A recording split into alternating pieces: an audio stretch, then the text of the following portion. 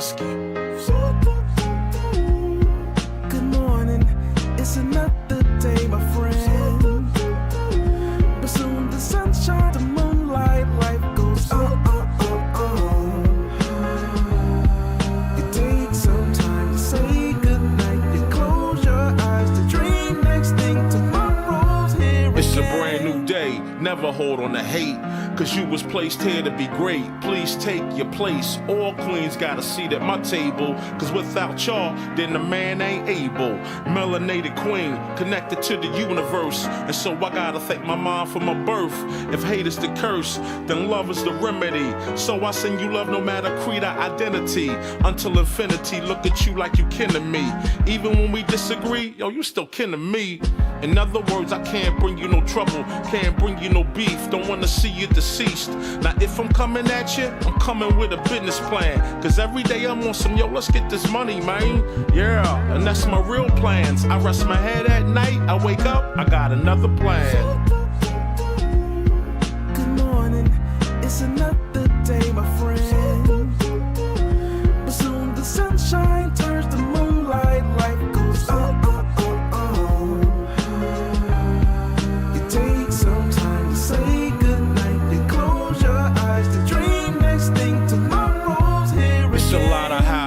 Tell me why we don't get money together, but we'll kill each other over whatever. Running down the freeway, we gun our own down. If Black Lives Matter, why we gun our own down? That's why they laugh and they think that we clowns. They hear what we say, but see how we get down. We gotta change that now, right now to be exact. Cause hurting that man's moms is not where it's at now. Old school, new school, need to learn, yo. They put us in groups so they can make more dough. The young versus the old versus the young. Black versus white, you see the pattern, right? No unity, keep them all on some gutter-ish. This way they don't prosper and get rich. Yo, can't you see it's a trick? Just open your third eye and you'll see the full view of it. Now yo, what if the powers that be know that the real power lies within the people? That's us. And what if they using things like crayon colors, black and white, to separate the people? Hey, yo, you gotta wake up. Don't let them fool y'all. Spread love. Good morning, it's another day, my friend. But soon the sunshine turns to moonlight, life goes on. You take some time to say goodnight. You close your eyes to dream next thing tomorrow. Good morning, it's another day, my friend. But soon the sunshine turns to moonlight, life goes on. You take some time to say goodnight. You close your eyes to dream next thing tomorrow's here again. Good morning, good morning, good morning, good morning. Good morning. All right, good morning, gang. Y'all know what to do. It's that time. Good morning. Drop a 1 in the chat if you can hear me. Drop a 1 in the chat if you can see me. We gonna go ahead and get right into it.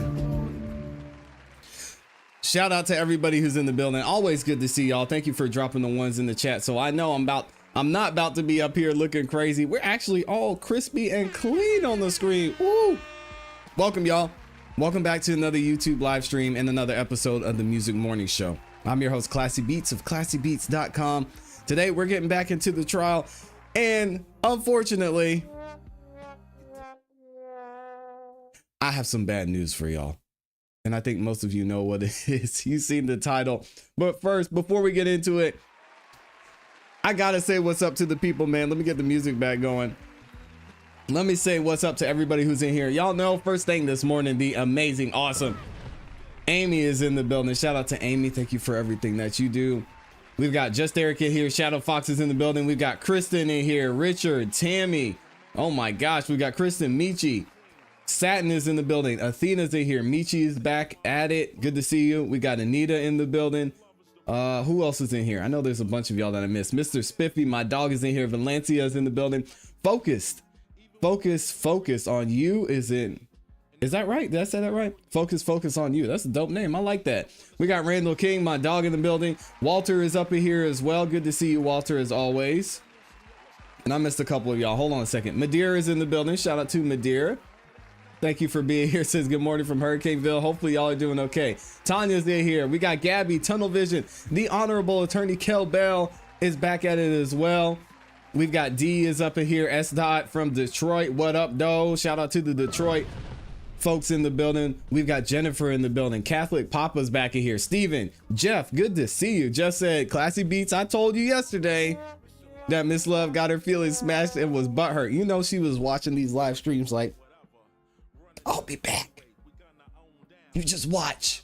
So she's up here acting like a whole different person. We're gonna get into it in a second. Stacy is in the building. We've got the up in here because I'm gonna mess up your name. Young Drez is in the building. All right, I know I missed a few of y'all, but I'll be saying good morning as we get into the show.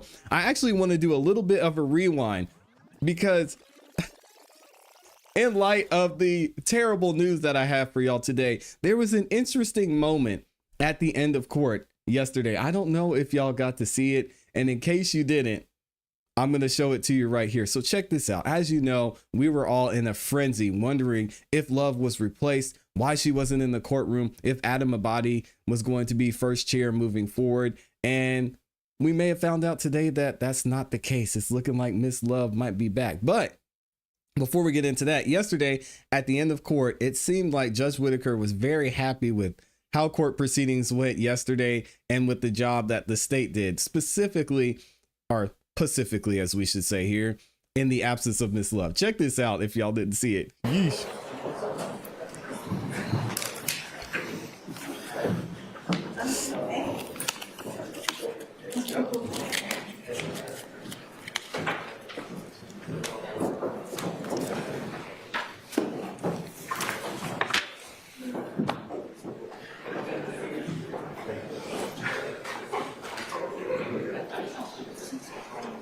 Judge Whitaker was feeling great on a Monday. I want to commend the state for the efficiency with which the evidence was presented today. Keep it up. Oh,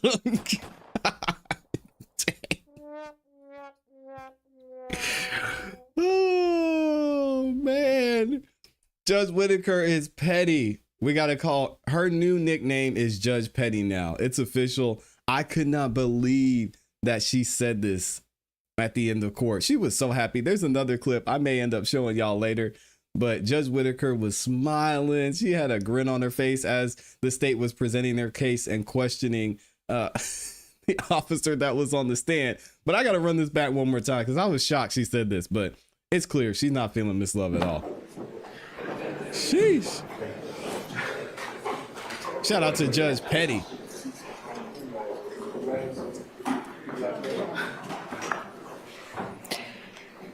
I want to commend the state for the efficiency with which the evidence was presented today. Keep it up.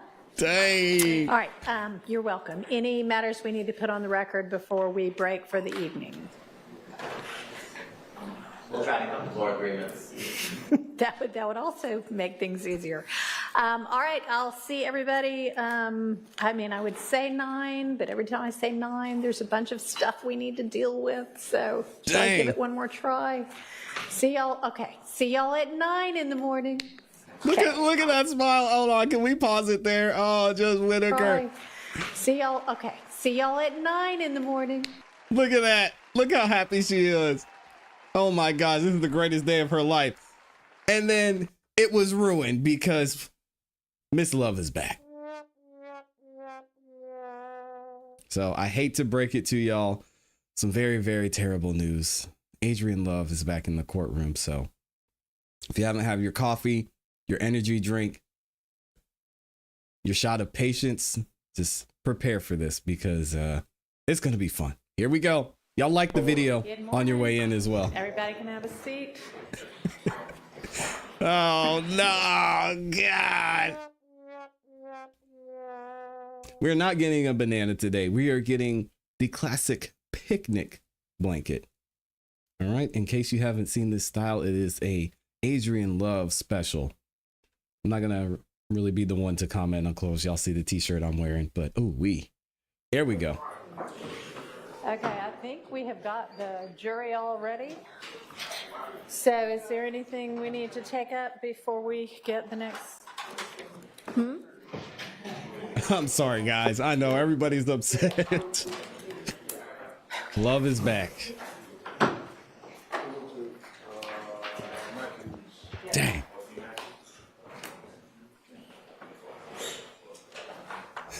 Shout out to Mr. Tesla. Well, I guess we'll wait for Mr. Matthews before we. He went to the restroom. I know, but it's 9 o'clock. He should have gone to the restroom before now.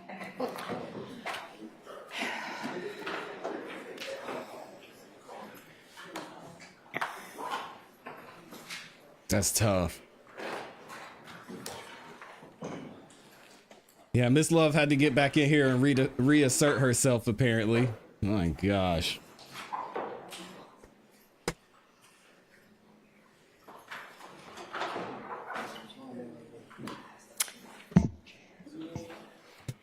All right, now that we have Mr. Matthews, is there anything that needs to be put on the record before we get the jury?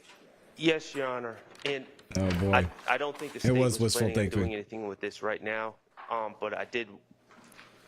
There is an issue.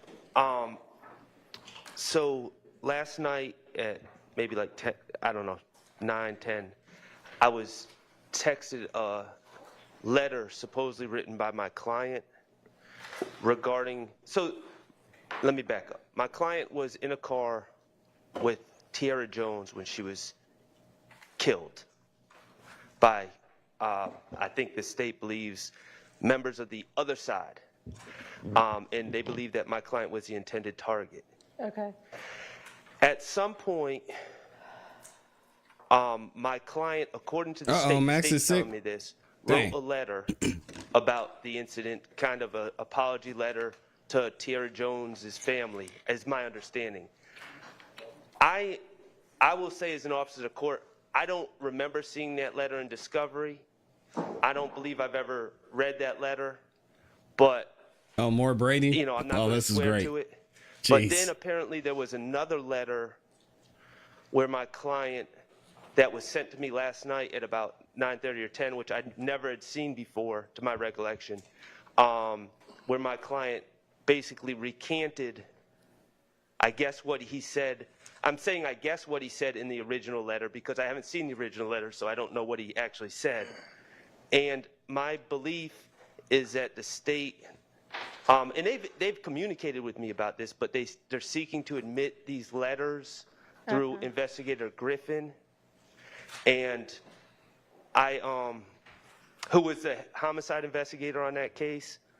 I'm just in the blind right now about these letters. One I've never seen, and it may or may not exist. The other one I've seen, I have no reason to believe that there's no, I don't know where it came from.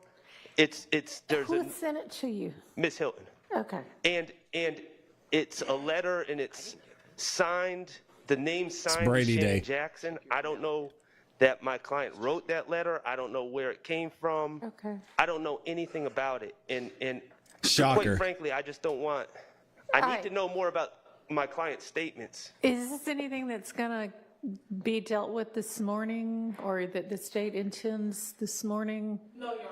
Okay. Can we take it up at lunchtime? Absolutely, Your Honor. I just wanted to bring it to everyone's attention. Okay. All right. Well, obviously, we'll need to You got Mr. drill down Kendrick on over that there. some more, but Some fill-in right now, representation. Let's get the next witness And on the stand. Your Honor, Yes. Case yes. alert, and good morning to Morning. everyone. Case alert, this honorable court. I have not, I'm sure it's an oversight, but Ms. Hilton, I don't believe, sent me that letter, and I don't have any reason to believe from what the Honorable Mr. Sharp just said that those letters or series of letters have anything to do to further a conspiracy under 24-801 D2E. So I'll also be voicing an objection. I just don't, later when you're doing it at lunch, I want you to budget for that too. Okay. All right. Well, we'll sort it all out during the lunch break.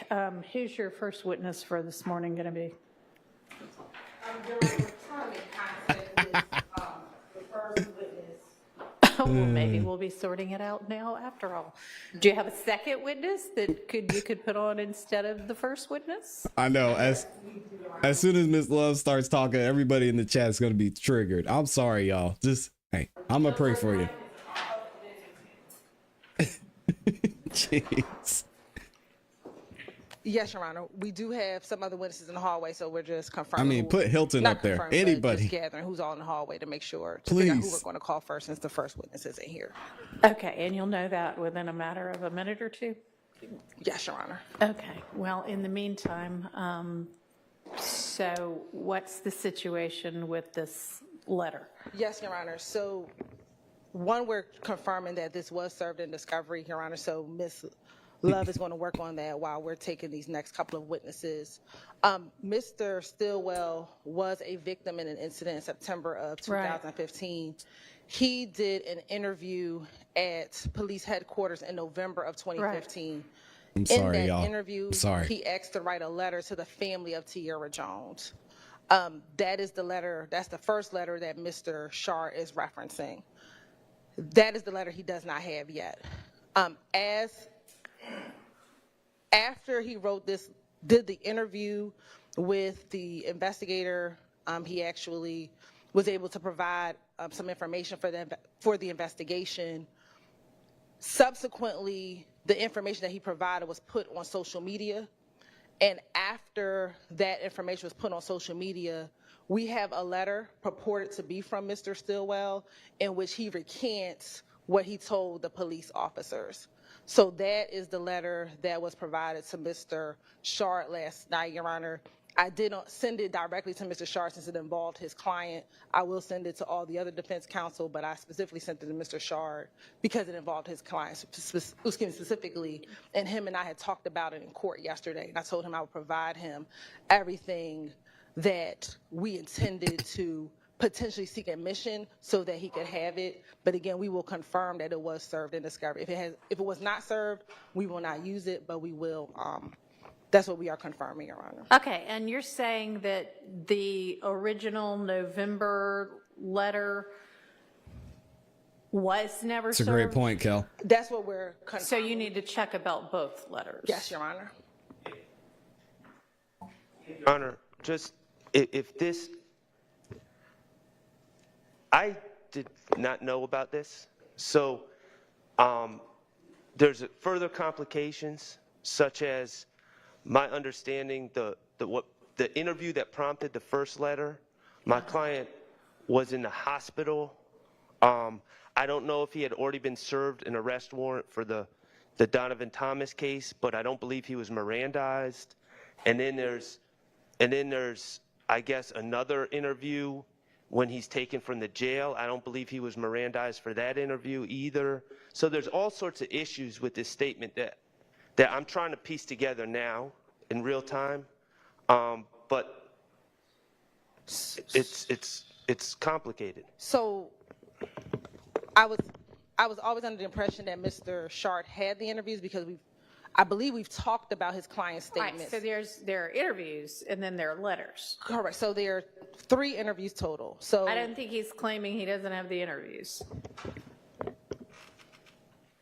I do not believe I received the interviews through discovery.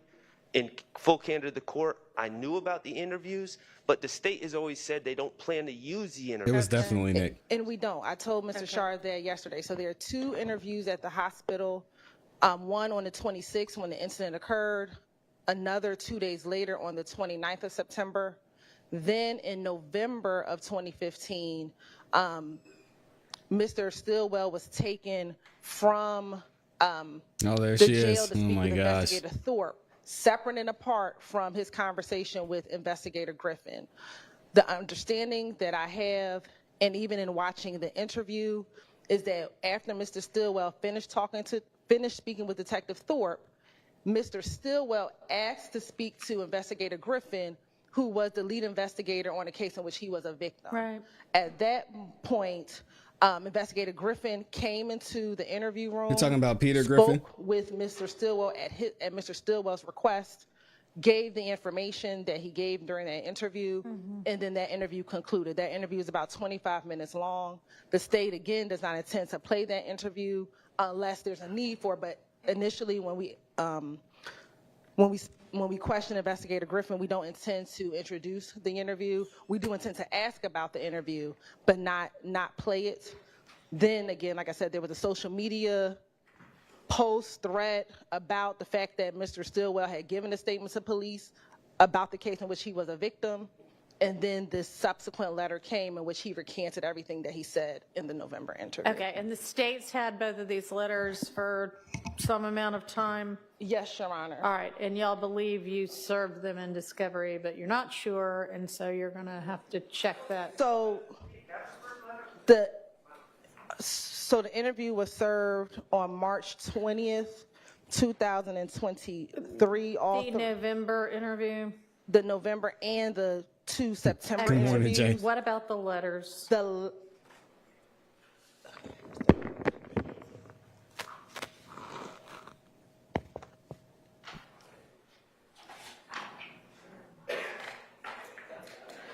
So in the interest of time, so we're just not guessing. I can't hear you, I'm sorry. In the interest of time, and so we're not guessing. We still can't hear you.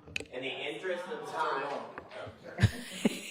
In the interest of time, and so we're not guessing for court and counsel, I think lunchtime would be a great time for us to Okay. be able to look to see when. All right, we serve do we have, Ooh, there still might be a Witnesses. light. Hold on a second. Mr. Abadi is still there. So I mentioned yesterday, what I was hearing was that Love is still going to be in trial for a few witnesses at a time, but first chair is being taken by this gentleman here, Mr. Abadi.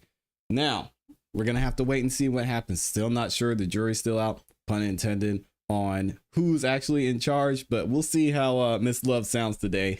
If Mr. Abadi's the new boss, I don't know. ready? Listen, he can sound however he wants to sound as long as he's efficient. Okay. All right. Who is your first witness gonna be? Y'all like the video on your way in, please. We got over 2,000 people in here. Who is your first? Okay. Officer Jones. Officer Jones, who is where on this witness list? Number 8.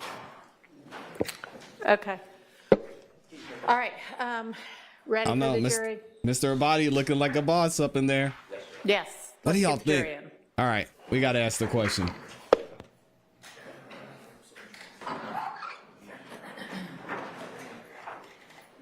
I'm gonna ask y'all in the chat. Let me know what you think. Your Honor, Westmoreland over here.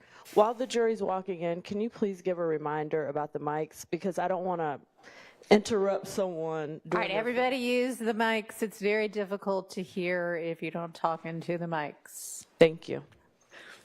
Hi, Ms. Ross. And if somebody wants to use the lapel mic while they're questioning, that is fine as well.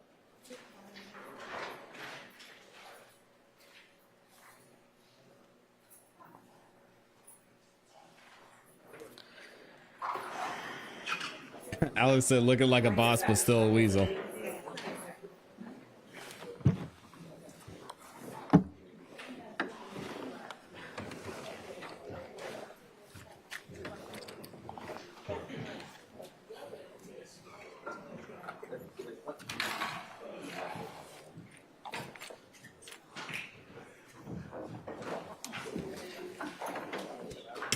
Oh, there's my guy. Sean's in the building. CEB gang. Right here.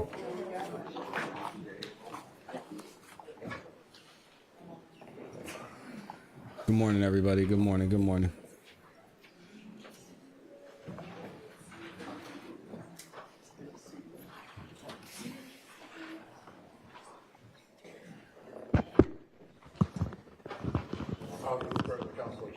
All right, thank you. Everybody can have a seat, and Good morning, if Joey. you can, well, not you, officer. You need to be sworn first. Please raise your right hand. Do you swear or affirm the testimony you shall give to the court today will be the truth, the whole truth, and nothing but the truth? We got Miss Love blocking the camera as usual. Please take and spell your name for the record. Michael Jones, Michaeljones. Thank you. Good morning, Officer Jones. How are you? Sergeant, I'm fine. And thank you for saying that. Where are you a sergeant currently? I'm assigned to Zone 5, our field investigations team. With Yep, the Atlanta moving the Police camera. Department? Correct. Jeez. How long have you been sergeant? It'll be 3 years in December. And how long have you been with APD? Total of 12 years. February the 13th of 2015, were you working with Atlanta Police Department at that time? Yes. What was your position? I was a police officer assigned to Zone 3 Morning Watch. As a police officer assigned to Zone 3 Morning Watch, what hours did you work? 10 p.m. to 6 a.m. or 11 p.m. to 7 a.m. All right. And on the morning of February the 13th, around 3:56, were you on duty? Yes. All right. At that time, did you have an Dang. occasion to respond She sounds defeated. to the area of 193 Hendricks Avenue? Yes. Does that sound like somebody who just came back from vacation? I don't know. Maybe she's sad she's back. I don't know. Were you there on the day, October 25th? And what was the reason that you responded? I responded on behalf of It's rough out here. my then Lieutenant Bruce, in reference to shell casings being on the ground near the location. All right. Now, preceding that shell casings call that you got from Lieutenant Bruce, had there been another call at 193 Hendricks? I'm not familiar with that, but I believe so. All right. And when you got to 193 Hendricks, tell the jury what you observed. Based on my report, because it was quite some time ago, I was able to recover 17 what was identified as 5.56 shell casings and 6 9mm shell casings. Did you have an occasion, without telling what anyone said, did you have an occasion to speak to any persons on scene? No, ma'am. Did you observe any persons on scene? No, ma'am. All right. And once you collected those 17 5.56 shell casings and the 6 9mm shell casings, tell the jury how you preserved or collected them. Once shell casings are collected, they are then turned into our property, which is our annex building. I should be more specific. When they're collected, are they collected individually and put in a bowl and given to property, or do you do something different with them? From my knowledge, if I'm doing the collection, we collect them individually or all together, or we contact our crime scene technicians and they come out and collect them. And in this particular instance, was it you or a crime scene technician that collected the shell casings? Based on my report, it looks like that I was the one that collected them. All right. Now, when you collect them, do you put them in yellow envelopes and put anything on the envelopes, or do you something different? Do you do something different? Normal procedure. That is the procedure. You collect them individually, one shell casing at a time. I don't remember exactly how these particular shell cases were collected, but I believe that I still follow the same procedures that I do with collecting shell cases individually. And does your procedure involve writing on the individual packet that the shell casing is in the location that you collected them from? Yes, ma'am. And does it involve putting your name on the front of the package? I can't recall if I had to put my name on them or not. I'm being honest, I can't recall. What time was He's pulling a little Woody. Call that preceded your call? Was it earlier in the day, in the night, a few hours before, a few moments before you went out? Do you know? Prior to this particular call? Yes. I'm not sure. Okay. Do you record in your report anything about that location that aided you in knowing what to look for? And if you need to refer to your report, just say, I need to refresh my recollection. Read it to yourself and then let the jury know. Okay.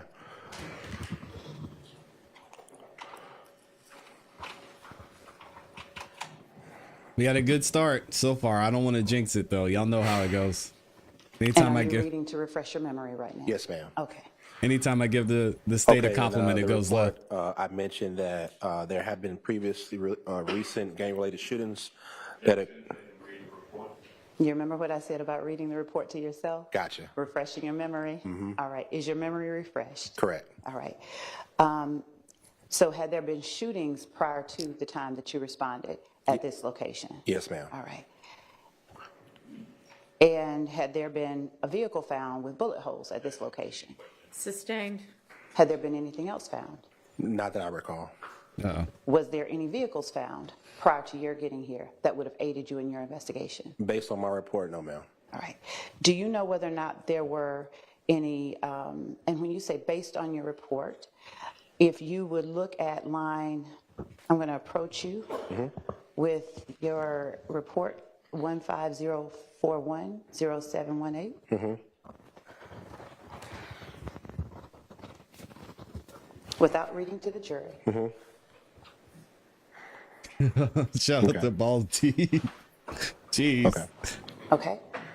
Now, I'm sorry to hear that, Balls Deep. Report that Yes, ma'am. you're holding? Yes, ma'am. Okay. So, other than the gang-related shootings, had there been anything else found that you utilized to aid you in your investigation? Yes, a vehicle was located with bullet holes. With what? A vehicle with bullet holes. Okay. Now, was there anybody home at the time of the 911 call that preceded yours No, based ma'am. on your investigation? No, ma'am. And was there anyone home at the time you arrived? No, ma'am. All right. Hey, At good morning, the Jan time Jacobs. of the 911 call that Thank you. preceded yours, do you know, based on your investigation, and were you able to learn in order to further your investigation, whether any shell casings were recovered at the time of the 911 call that preceded your arrival? Objection to the extent that it calls for hearsay.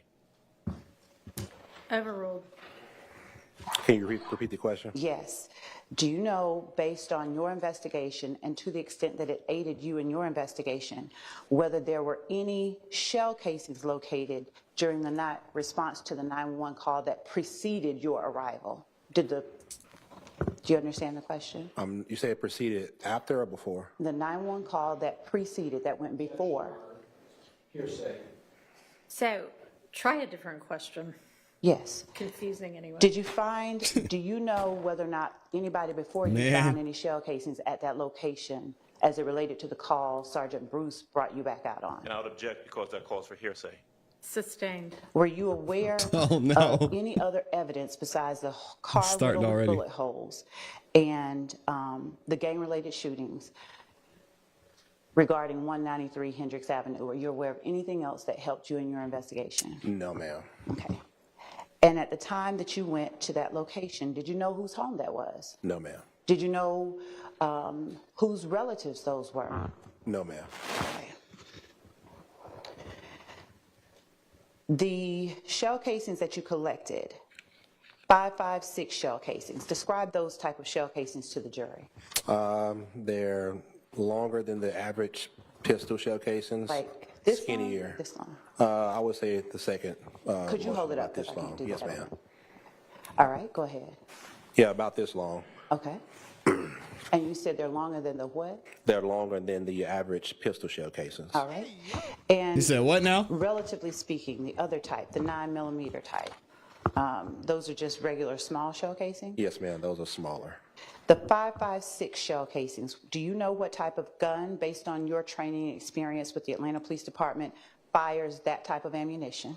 Normally AR-15 rifle style firearm. Y'all And saying did you, at the Miss Love's time you wearing Christmas responded to the colors. scene, This is Christmas. observe I don't or want go it. to even, did you even go to the property to Skip see that whether there holiday. were bullet holes at the address you were responding to? No, ma'am, I don't remember. Was your only role at the scene to go and collect the shell casings that had been found? Yes, ma'am. All right. Now, when you arrived at 193 Hendricks, do you remember what that area looked like? Was there an alleyway near it? I believe so. Yes, ma'am. Okay. Did you note in your report an alleyway leading up towards 193 Hendricks? Yes, ma'am. And where in relation to that alleyway were the shell casings found? I will have to refer back to my report. Would you read it, refresh your memory, and look up after your memory has been refreshed?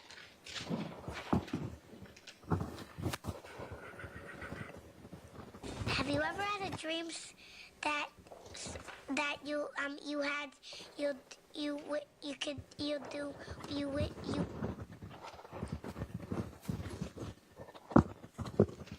Dang, is that somebody breathing on the mic again? What is wrong with these people? Has your memory refreshed? Yes, ma'am. All right. So where in relation to that alleyway were the shell casings found? Actually, in the alleyway. All right. And do you recall how close to the location those shell casings were? No, ma'am, I do not recall. Do you have any personal knowledge or personal relationship with a man named Kenneth Copeland? No. All right. And do you have any personal relationship with or knowledge of any member of his family? No, ma'am. Thank you. That's all that I have. Any questions by the defense for this Oh, look at witness? Ms. Love getting her questioning done. Nice. Anybody? Nope. All right. Thank you for your time. Call your next witness.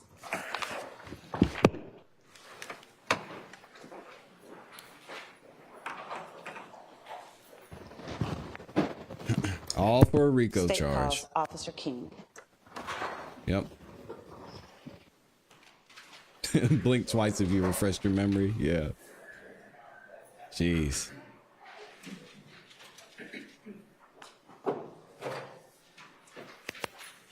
I bet Miss Love won't be turning her computer today. I don't know, Mr. Spiffy. It's looking that way. Passing each other on the way in and the way out. We'll see.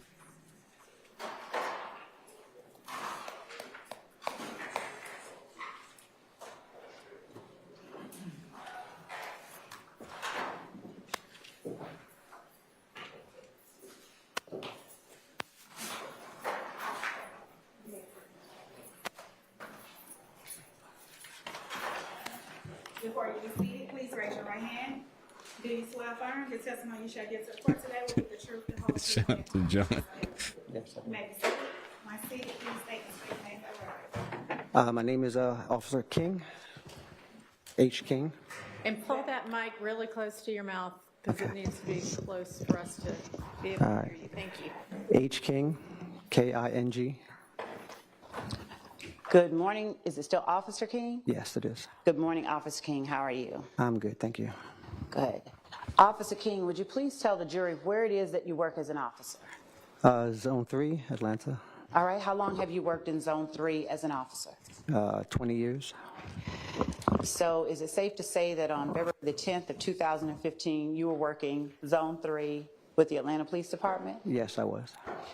Now, would you tell the jury what your shift was during that time? My shift was 6 a.m. to 2 p.m., day watch. And during that time, did you have an occasion to respond to 193 Hendricks Avenue Southwest? Yes, I did. What was the reason that you responded to that location? The call was a damage to property. A house was shot up. Yeah, the Now, cameraman's do a you real remember the MVP. time that you responded to that location? It was around 8 o'clock in the morning. All right. And when you arrived at the location, did you speak to any occupants of the residence? Without saying anything that anyone said, do you recall speaking to any occupants of the residence?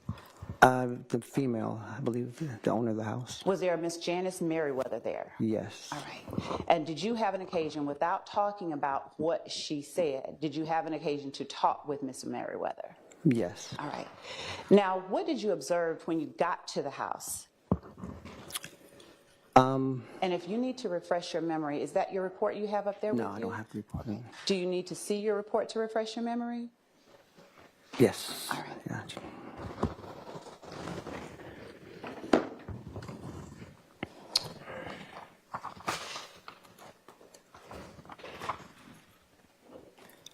I'm going to show you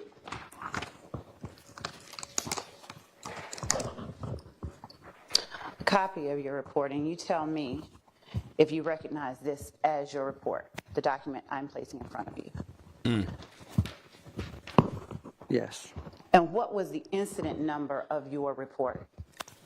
The incident number was 150410718.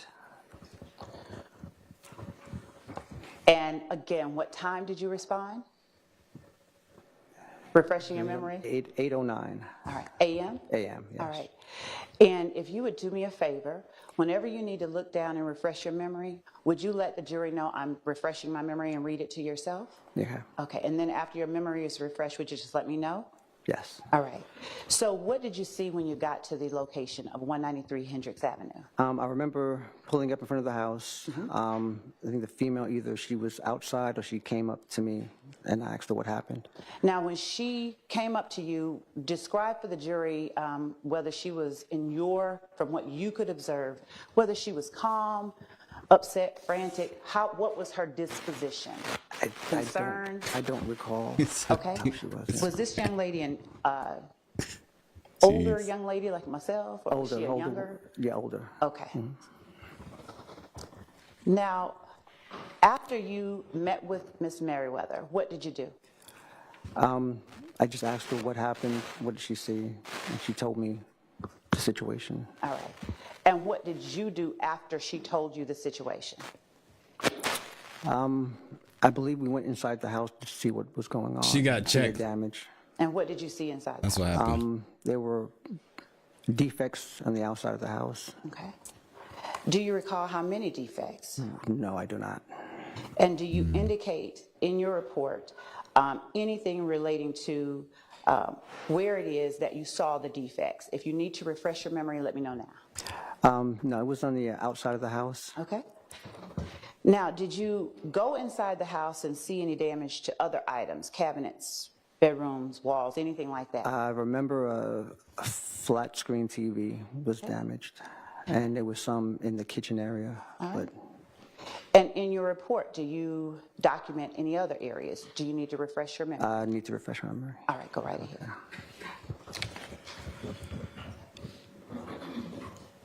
Yeah,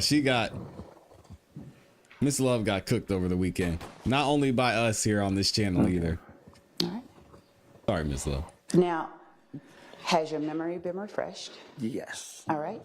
Do you, at the time that you go to the residence, do you see or observe any damage on the inside of the residence? The walls. Nobody knows why she left. In the bedroom, hallway, Okay. in the kitchen area. Now, did you call or did a crime scene technician come out and process the scene? I did call, yes. Who did you call? Not long. It was ID Tech Charleston came. 7333 was his number. Now, Miss Maryweather, did she have a son by the name of Kenneth Hurst who lived next door? Sustained. Did you document or did you recall whether Miss Maryweather had a son? Yes, there was a son on scene. Oh, who was that person on scene? I need to refresh. When you refresh, just look up and tell me I'm done. Okay. Thank you. All right, I'm done. All right. Who was the person that you talked to? Kenneth Hurst. All right. And did Kenneth Hurst give you a description of any vehicles that may have been involved? He stated that a neighbor told. Hearsay. Sustained. Based That's on hearsay. the Shout out to Sean P. conversation that Thank you you. had with Ms. Hurst, Mr. Hurst and Ms. Maryweather, did you get any information to aid in your investigation about who or what happened Yes. when her house was shut up? He stated to me that a neighbor. Without stating to you what he said, did you go? Were you on the lookout for any particular vehicles after that? We were on the lookout for. Sustained. Okay. There we go. Now, once you call ID Tech Charleston, did sorry. you stay and watch ID this is Tech tough. Charleston collect the evidence that was collected? Yes, he I'm stated sorry. he collected one Okay. shell casings. Jeez. And so did ID Tech Charleston also collect a projectile from the kitchen? Your Honor, I'm going to object to the leading question. Sustained. Was there anything else that was collected? That Boy. the shell casing he did recover was from the kitchen. All right. After you came and responded to the scene, did you do anything else as related to this particular incident ending in Shout out to T, but it's definitely 718. just you. No. All right. Now, had you Uh-oh. No, we shouldn't be no. buffering All right. already. Now, had you responded to this incident location anytime prior to that? Not date? to my knowledge, no. And did you respond to that incident? Hold on, y'all. Give me 1 second. I'm going to refresh this feed because it seemed like it was struggling for a second. Any police after you heard gunshots that early? We're going to go backwards a little bit. You recall how close to the location those shell casings were? No, ma'am, I do not recall. Do you have any personal knowledge or personal relationship Here we go. with Kenneth Hurst, who lived next door. Leading question. Sustained. Did you document or did you recall whether Miss Maryweather had a son? Yes, there was a son on scene. Oh, who was that person on scene? I need to refresh. When you refresh, just look up and tell me I'm done. Okay. Thank you. Yeah, we should be good now. All right, I'm done. All right. Who was the person that you talked to? Kenneth Hurst. All right. And did Kenneth Hurst give you a description of any vehicles that may have been involved? He stated that a neighbor told. Hearsay. Sustained.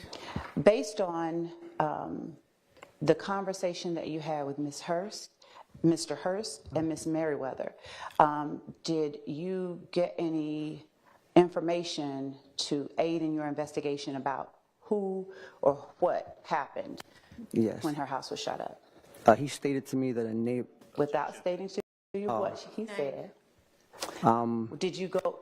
Were you on the lookout for any particular vehicles after that? We were on the lookout for. Sustained. Okay. All right. Now, once you call ID Tech Charleston, Yes, this is today. did you stay and watch ID Tech Charleston collect the evidence that was collected? Yes, he stated he collected one. Okay. Shell casings. All right. And so did ID Tech Charleston also collect a projectile from the kitchen? Your Honor, I'm going to object to the leading question. Sustained. Was there anything else that was collected? That the shell casing he did recover was from the kitchen. All right. After you came and responded to the scene, did you do anything else as related to this particular incident ending in Oh, the sound. 0718? No. The sound All right. is probably Now, extra low. My bad, y'all. Had you responded to this incident location anytime prior to that? Not date? to my knowledge, no. And did you respond to that incident location at any time after that date as The it sound relates should be to a lot this better now. shooting? No, I wasn't the beat officer. Okay. And without saying what anyone told you, did you document in your report the details of, or at least some details of the conversation that you had with Miss Maryweather? Yes. You said yes? yes. If you need to refresh, go ahead and look at your Oh, report. no, I remember. Don't say what she said, though. Don't say what she said. Okay. We did have a conversation as to. And did you document that conversation in your report? Yes, I did. All right. Thank you. That's all I have, Your Honor.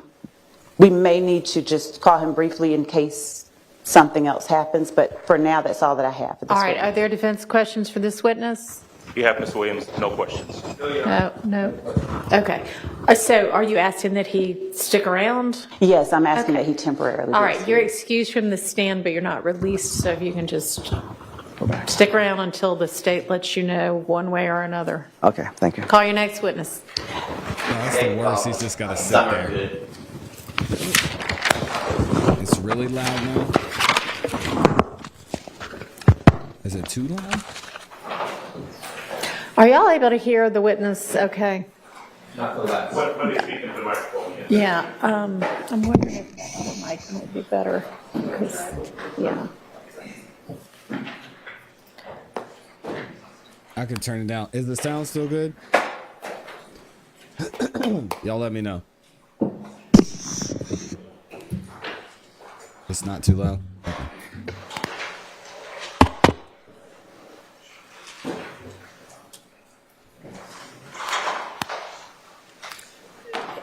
Is there somebody who can swear the witness? Where did all the... Raise your right hand. Do you solemnly swear that the testimony you're about to give and the matters pending before this court and this jury will be the truth, the whole truth, and nothing but the truth, ma'am? I do. Okay, you can put your hand down. And if you'll just have a seat, and then make sure you pull the chair up a little bit, because you're very light spoken, so everybody can hear you, okay? Okay. All right, Mr. Bodies, back at it. The sound is good? Okay. Now, Let's move this up a little bit. good morning. Good morning. Good morning. Can you tell the jurors, Ms. Good, where are you from? Atlanta, Georgia. Okay. Are you born and raised? Yes. Okay. And what do you do for work? I'm a clerk. Okay. And do you live, the majority of your family also live in the greater Atlanta area? Yes. Okay. That's his paramour. Now, can you tell the jurors how you know, or if you know, a gentleman named Quindarius Zachary? I dated Quindarius Zachary. Okay. And could you tell the jurors how long did you date Mr. Zachary? I don't remember. Okay. Do you remember when you and Mr. Zachary met? Kinda, yeah. Okay. Can you tell me when you guys met? I don't know the date, but I remember it was after a club. Okay. And do you and Mr. Zachary have any children together? No. Okay. And were you dating Mr. Zachary, let's say back in 2015? I don't remember. Okay. Now, let's see if we can try to jog your memory a little bit. So, when you and Mr. Zachary were dating, did you ever share a home together? His ex-paramour, as they say. I believe so. His Okay. ex-girlfriend. And did you call him Quindarius, or did you have a nickname that you generally called him? D. D? Okay. And she can you did. tell the jurors, through your relationship, did you, can you tell them where Mr. Zachary was from? What part of Atlanta? Capitol Homes. Okay. And where is Capitol Homes? I'm not sure. I don't remember. Okay. And back in 2015, did Mr. Zachary live off of Cleveland Avenue with his mom? I believe so. Okay. And can you tell the jurors, did you have an opportunity to go to his house where he lived with his mom off of Cleveland Avenue on multiple occasions? Yes. Okay. And just to orient the jurors, where on Cleveland Avenue, if you can describe, did they live? I believe behind the Checkers. The Checkers? Okay.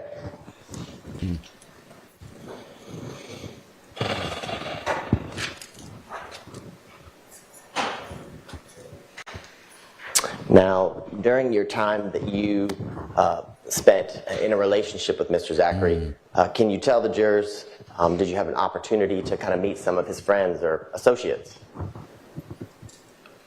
Yes, I did. Okay. Did you have an opportunity to meet a gentleman named Antonio Sledge? Yes, I did. Okay. Here we go. And what about someone named Shannon Stillwell? Yes. Okay. And what about someone named Jeffrey Williams? No. Okay. Do you know, was that somebody that Mr. Zachary would spend time with, someone named Jeffrey Williams? That's what he told me. Okay. And what about, had you ever had an opportunity to meet someone named Demikian Garlington? Yes. Okay. And were they, any of the people we just mentioned that you had met, did you, I guess, hang out with them often, go to restaurants or clubs, or hang out at people's houses with them? Yes. Okay.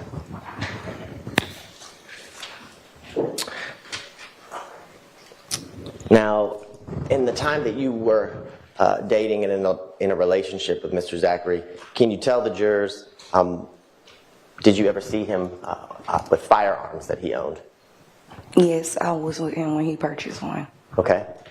And can you tell the jurors, when you were with him, where did he purchase a firearm?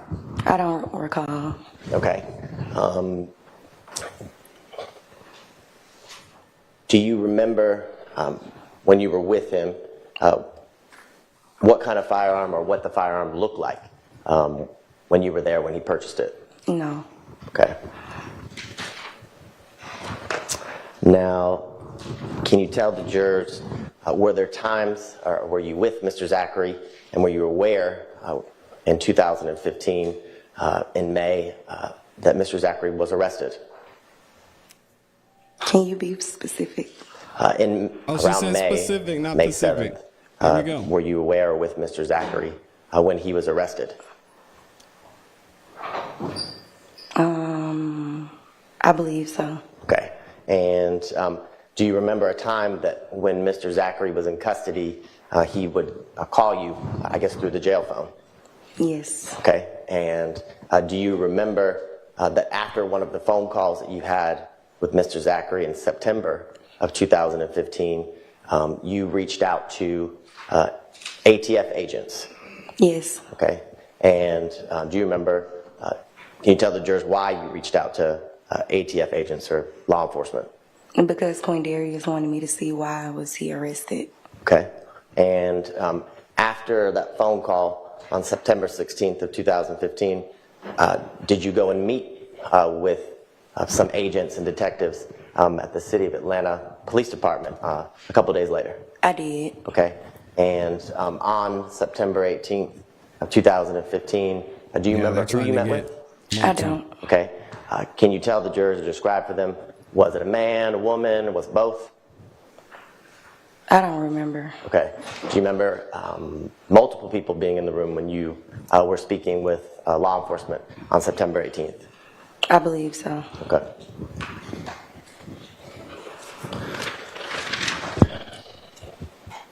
Now, when you arrived, I guess, yeah, I hope he's taking to speak with the law enforcement agents, can you tell the jurors, did you talk with them about some of the guns that you knew that Mr. Zachary owned? He's getting to it, Veronica. Okay. Yeah. And can you tell the jurors, did you talk with them about some specific guns that he shared or gave to some friends that we've mentioned here today? I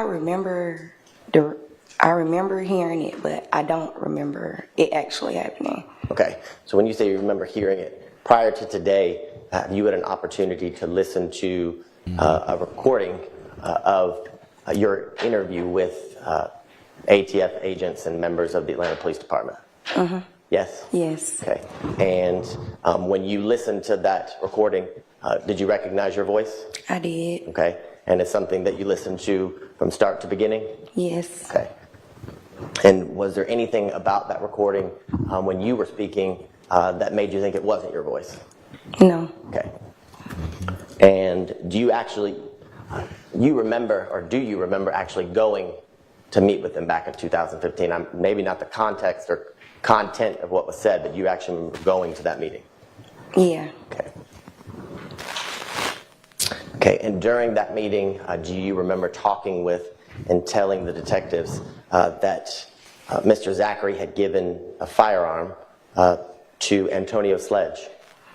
Yes. Okay, and do you remember talking to and describing the firearm that he had given to Antonio Sledge? Not really, but okay.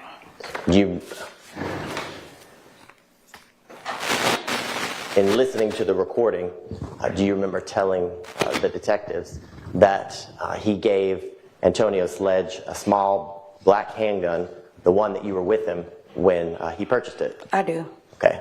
And Yes.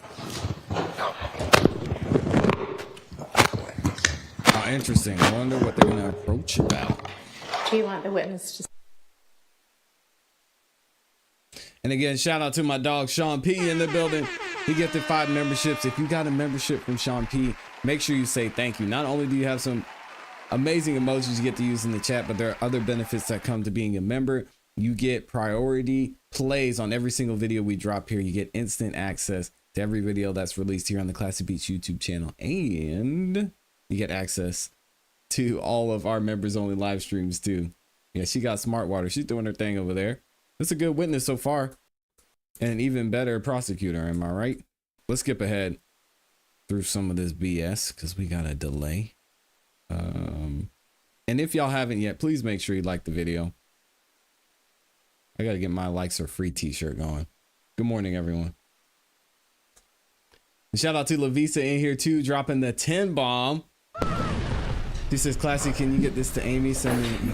I got you. I'm going to do it right now.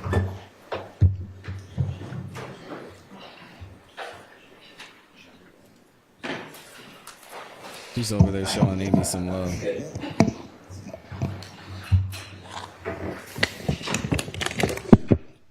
okay, so I want to talk to you, pivot just for a second. We talked a little bit earlier about some of the people that you described that you had met that were friends or associates of Mr. Zachary. Remember that? Yes. And Done, Lavisa. I got you. you and Mr. Zachary, you dated for multiple, or did you date for multiple years? I believe so. Okay. And in the times that you and Mr. Zachary dated, can you describe for the jurors, did he, based on your personal knowledge, hang out with Mr. Williams, Jeffrey Williams, on a number of occasions? Objection, hearsay. Overruled. You want me to answer that? Yes. I've never actually seen him hang with him. Let me ask you this question. Did, you're familiar with social media, Instagram, Objection Facebook? to the leading question. Are you familiar with, Overruled. Well, yeah. are you familiar with social media like Instagram, Facebook, Twitter, things like that? Yes. And do you have those things? Yes. And did Mr. Zachary back then also have Twitter, Facebook, Instagram, all of those good things? I believe so. And in the number of years that you were in a relationship with Mr. Zachary, did you see photographs of Mr. Zachary and Mr. Williams together? Yes, but I didn't think he knew him then. Okay. Well, when you saw, your testimony is you saw photographs where they were hanging out, correct? Yes. Okay. And Yeah, no, I'm going to object. That's a mischaracterization of the witness's answer. I'll rephrase. Were they hanging out in the photographs? I don't know if they was hanging out. I'm not sure. I wasn't there. Yeah, how but would she know that? It was a picture of them together. Not a great question. And did you see pictures of the two of them together on multiple occasions? I believe so. Okay. And in the times that you were in a relationship with Mr. Zachary, did he travel with Mr. Williams? Objection, hearsay. I don't remember. She already answered it. Come on, Judge Were there Whitaker. times when Mr. Zachary was traveling and you and Mr. Zachary be on a FaceTime call and you would see... Objection to that leading question. Did you FaceTime Mr. Zachary when he was traveling? I don't remember. Okay. Do you remember telling the agents that there were times that you would FaceTime Mr. Zachary when he was traveling? I believe so, but I don't remember actually FaceTiming him while he was traveling. Okay. Well, do you remember in the recording that you listened to, you described FaceTiming with Mr. Zachary at times? I believe so. And in one of the occasions that you described, or do you remember one of the occasions that you described FaceTiming with Mr. Zachary that he was traveling with Mr. Williams? I don't remember. Okay. And do you remember, would you dispute that you said that during the recording that you listened to? Can you repeat that question? Would you, in the recording that you listened to, if that's in there, would you dispute that? Would you say that isn't true? Are you asking would I say that it's true that he was traveling with Mr. Williams? Yes.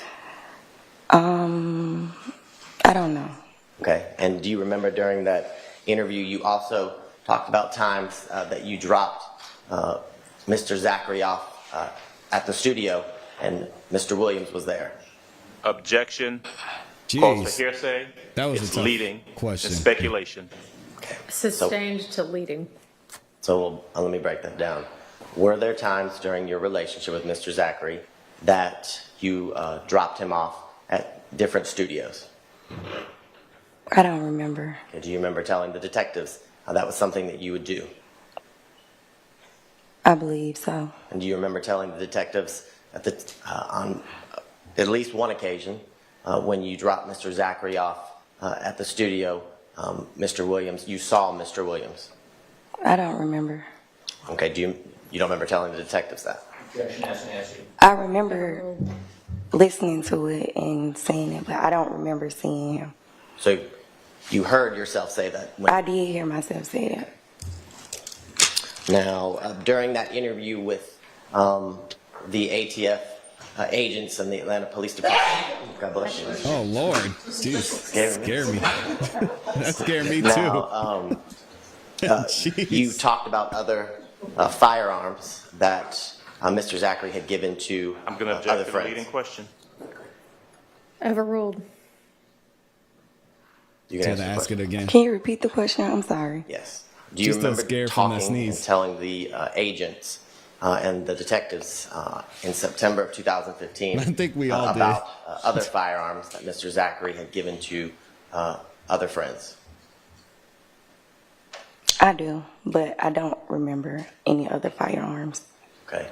And when you say I do you remember hearing yourself say that when you listened to the recording? I do. And do you remember hearing yourself say during that interview and on the recording that he gave... Your Honor, I'm going to object. It's based on hearsay. I might have to look at the recording, the interview. State would say that it's an exception to hearsay because it's impeachment due to a prior inconsistent statement Of Mr. Zachary. Same objection. There's no predicate for impeachment by an inconsistent statement. All right, so he just told you the whole play, and some of y'all mentioned it in the chat. All of this is to get at Mr. Zachary. So, Moktoon, it's going to be in some hot water, but here we go. We already knew that, That's our issue though. that we discussed up here. Dang.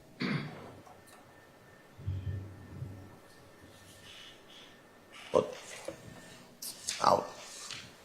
can we approach? Sure. Oh, Mr. Abadi. Looks like he might have a little bit of that love sickness. Have you ever had a dream that Jeez. that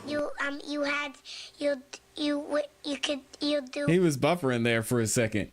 We'll skip ahead here in a minute, but shout out to Amy, man.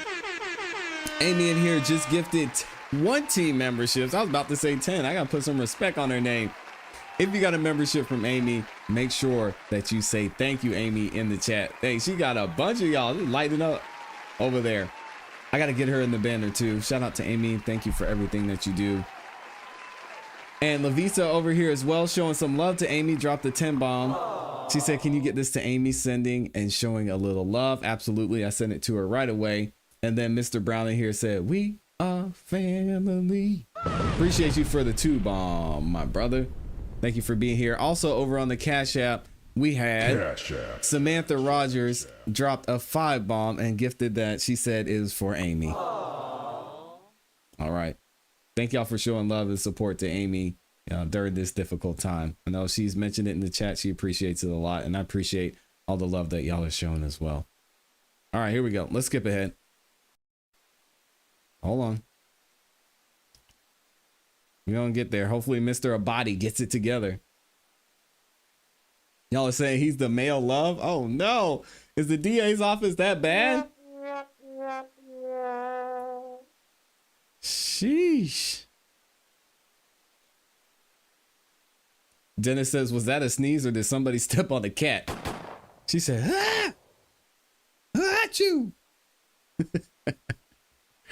Oh, she had that cartoon sneeze. Goodness. All right, Mr. Body, get it together now. That suit is looking too clean to be asking these love-like questions, Lord.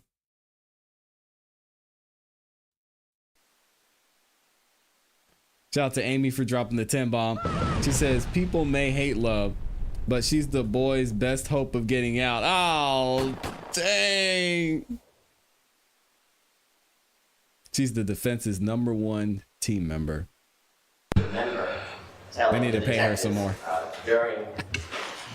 During the interview in September of 2015, where you described that Mr. Zachary and Mr. Williams were friends. Do you remember saying that? I don't remember saying it, but I remember hearing it. So you remember hearing yourself say that? Yes. Okay. Do you also remember or hearing yourself say and describe that Mr. Zachary and Mr. Williams traveled to places like Miami on multiple occasions? I I'm remember. going to object again on the grounds of hearsay. She has personal knowledge. Well, Come on, Judge Whitaker. Sustained as to that. Jeez. I assume that's what you're asking. Do you remember telling the detectives and the agents that you had personal knowledge that Mr. Zachary and Mr. Williams traveled to Miami on multiple occasions? I don't remember. Do you remember hearing yourself say that? I do. Okay.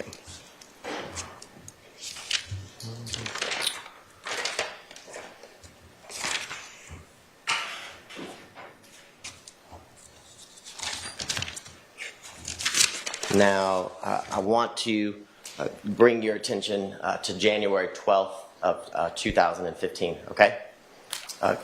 Do you remember talking to the detectives and the agents about an incident that happened at the Crystals off of Cleveland Avenue? Not the Crystals, man. I do. Okay, and can you tell the jurors who is Antrivia Smith? My cousin. Okay, and can you tell the jurors around that time in 2015 in January, was your cousin Miss Smith dating somebody that you knew by the nickname Kel? I don't know who she was dating at the time. Okay, and do you know or did you know someone who you referred to as Kel? I don't. Do you remember talking to the detectives and officers with the Atlanta Police Department about somebody you knew by the name of Kel? I do. Okay, and can you tell the jurors, do you remember going to that Crystals to meet your cousin, Miss Smith, around 1 o'clock that morning on January 12th? Got hundreds of more witnesses left. I do. Okay, and can you tell the jurors, were you driving? I don't remember. Okay. She were don't you recall. with anyone? I believe so. Okay. Do you know a person with the last name Miss Anderson? I do. Okay, and do you remember talking to me yesterday about the fact that she was in the passenger seat of your car that night when you went to the Crystals to meet your cousin? I do. Okay, and can you tell the jurors what you remember when you got to the Crystals that you did?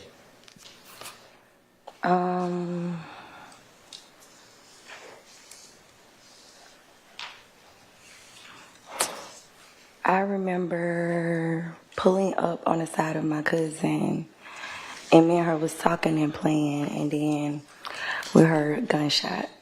Okay, and can you tell the jurors, you said you heard gunshots. Do you remember talking to the A gunshot. Okay, do you remember talking to the detectives and telling them where the gunshot came from?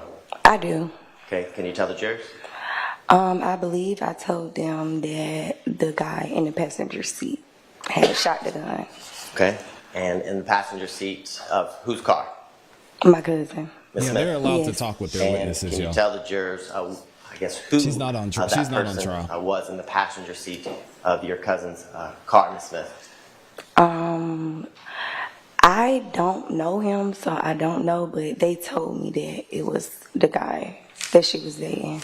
Well, I don't want you to tell me what anybody else said, but let me ask you this question. Do you remember telling officers that responded that night, as well as agents and other detectives on September 18th of 2015, that the person in the passenger seat of your cousin's car was someone that you knew by the nickname Kel?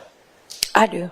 And do you remember hearing yourself on that recording and from that night on January 12th, describing to them how you had just requested him on Instagram? I do. And do you remember providing them with the Instagram handle for Mr. Kel? I do. Okay. And do you remember the Instagram? Do you remember what Instagram handle you told the officers and the detectives what Mr. Kel's handle or ID was? I think I believe. I don't know. Okay. You said you think you believe so? I think. I don't really remember. Okay. Well, can you describe for the jurors or tell the jurors the handle that you remember giving to the Atlanta Police Department that night?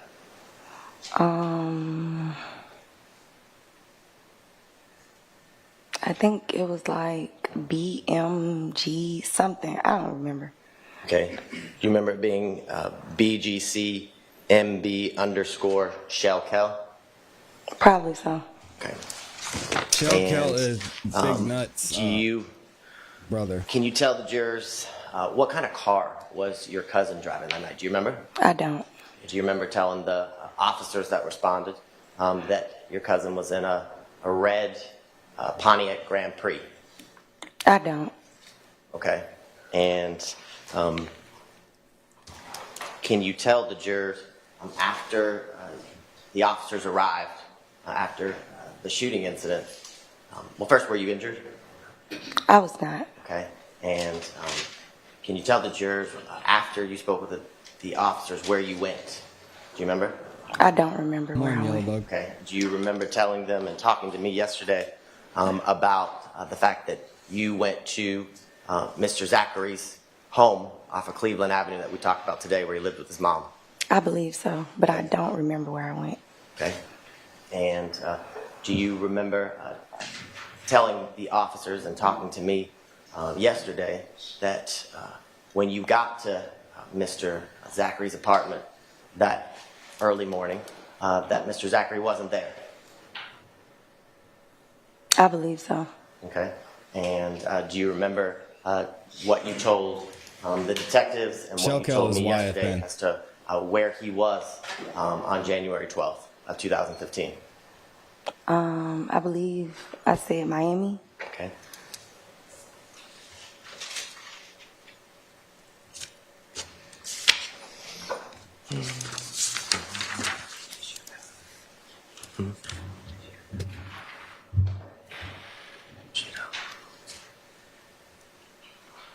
And do you remember telling the detectives that you knew he was in Miami because that's when you had FaceTimed him earlier that day, and he was in Miami? Probably so. Okay.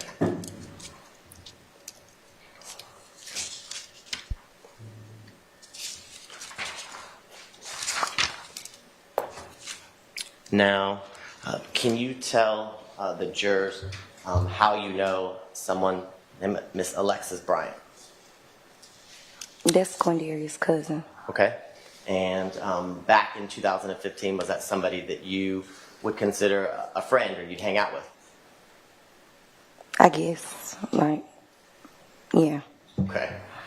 Was she somebody that you had hung out with or been with on more than one occasion? Yes. Okay. And had you been to her home in the Eagles Nest apartment complex before?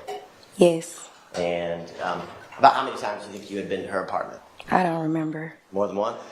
Probably so. Okay. And can you tell the jurors, have you ever been to a club here in Atlanta called Club Crucial?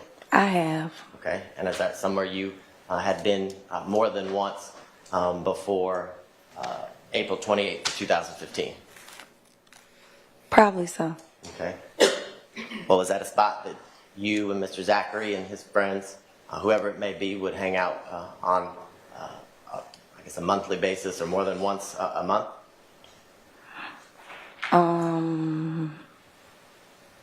I guess you could say that. Okay. Of course. Now, do you remember talking to the detectives back in September of 2015 Bitter ex, about a maybe. fight that you saw at Club Crucial on April 28th of 2015? I do, but I don't remember a fight.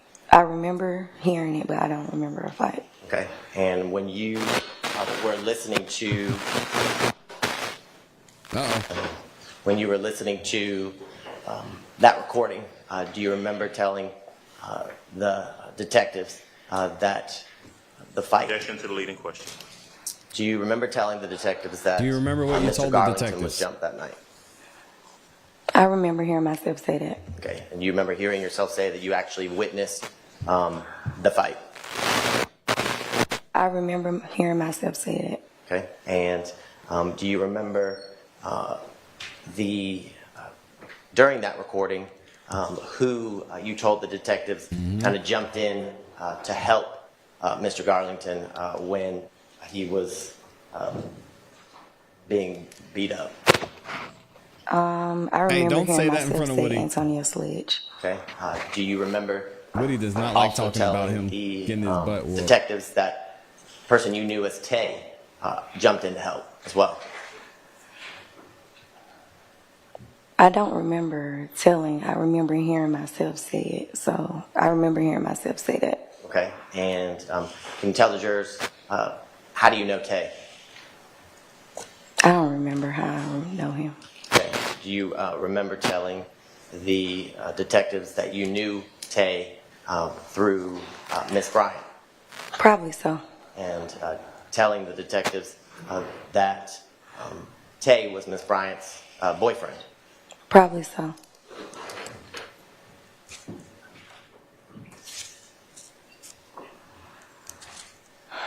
And can you tell the jurors what you remember saying or what you remember hearing yourself say in that recording after the fight was broken up, what you did? I don't remember what I said. Do you remember telling the detectives that at that point you were leaving the club? Remember that? Probably so. And can you tell the jurors what you remember telling the detectives happened as you were leaving Club Crucial? Your Honor, I'm going to object to this line of questioning. I believe it's appropriate to ask what happened before we ask what she said. Do you remember what happened when you walked out of Club Crucial that early morning on April 28th of 2000? Gabby said those pretty girls love a good knucklehead. This is not me, y'all. It's the courtroom.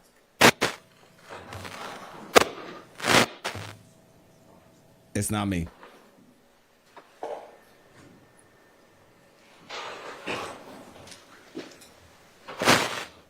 I don't know what it is. It's not me. I'm not wearing one. Do you remember?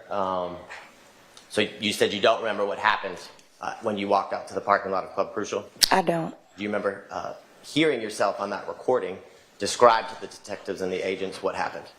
Kinda, yes. Okay, what do you remember hearing yourself say?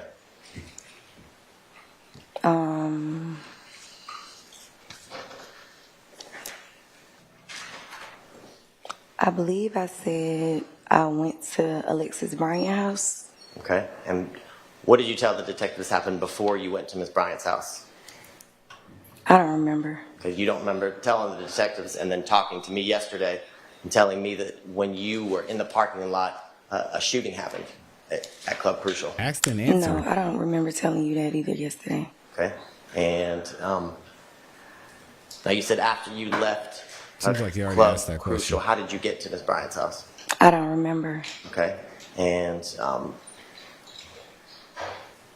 when you say you went to Miss Bryant's house, is this the same apartment that we talked about a little earlier that you had been to on multiple occasions? Yes. Okay, and can here you we tell go. the jurors who was at Miss Miss Bryant's house when you went there that early morning on April 28th? I don't remember. Do you remember Alexis being there? Not really, but I'm pretty sure she was there. Okay. Well, do you think that you went to Miss Bryant's house by yourself? No. Okay. Did you have a key to Miss Bryant's house? No. Yeah, she So, did not in look order like to get in, Alexis would Keys. Miss Bryant or somebody she lived with have to let you in? Yes. Okay. And you got into her apartment that morning, right? Yes. Okay. And do you remember how long you were at I don't know what you're talking about. Miss Bryant's home? I don't. Let me ask you this question. You said you don't remember, but how do you know that you were there? Because I remember I was there. Okay, so you remember that part? Yes. Okay.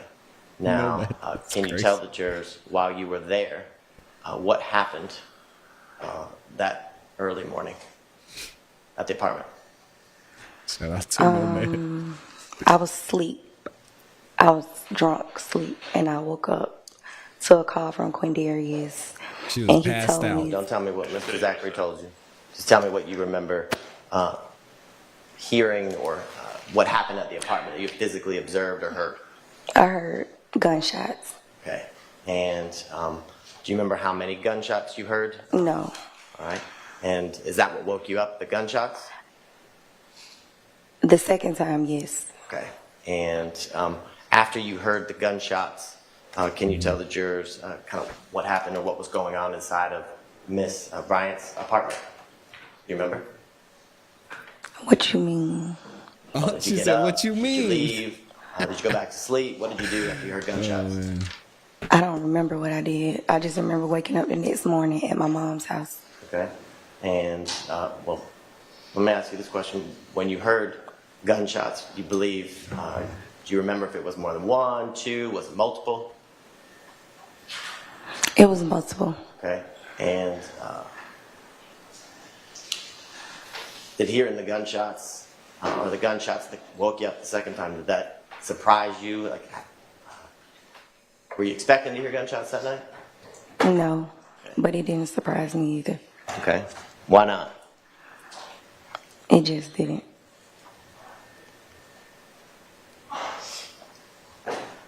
You said it just didn't. Can you explain All right, to the come on, jurors move on. why it just didn't surprise you? Objection as to relevance. Because Overruled. I wasn't Jeez. scared, so it didn't surprise me. Did any of the gunshots that you heard, did they come into Miss Bryant's apartment? I don't remember. Okay. Did you talk to any police after you heard the gunshots that early morning? I don't remember, honestly.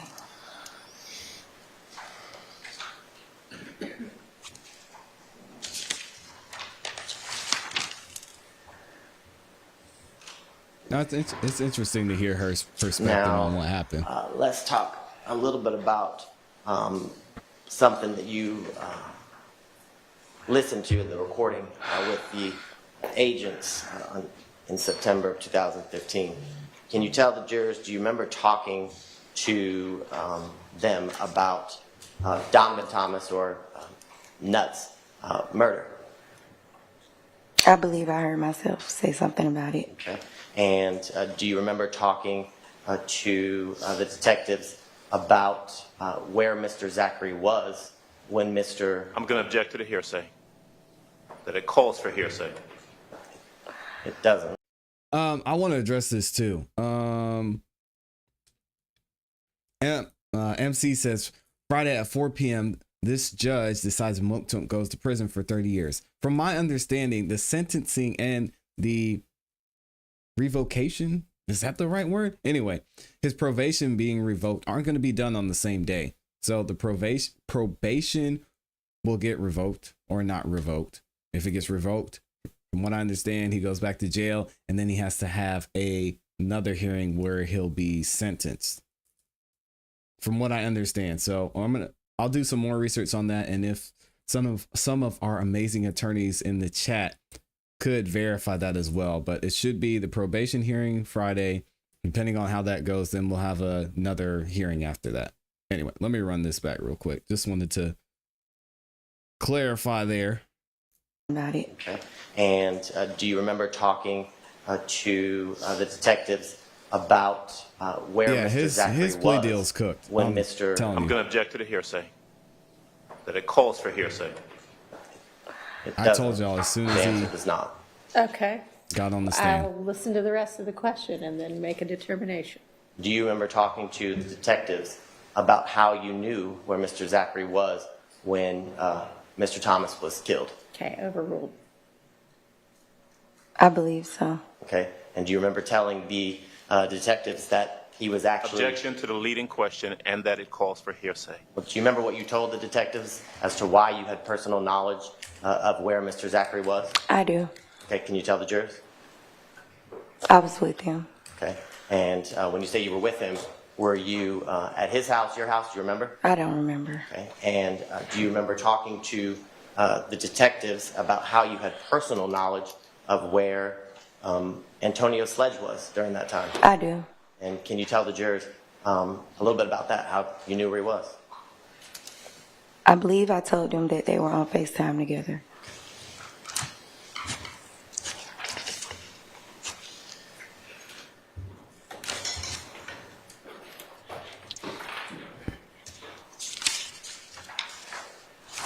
Yeah, Sean, I don't like that either. Sean says she keeps letting him keep talking without ruling over objection. Yeah, I don't know. I don't like that she's doing that. If there's an objection, like, you need to stop.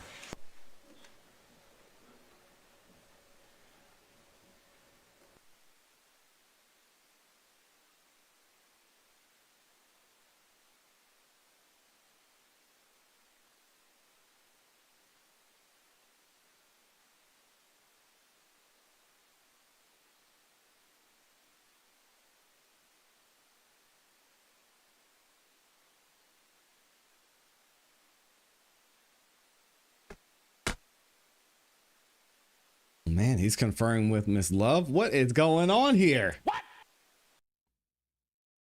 Don't ask her questions. 1 second, please. I said I'm frozen. I shouldn't be frozen.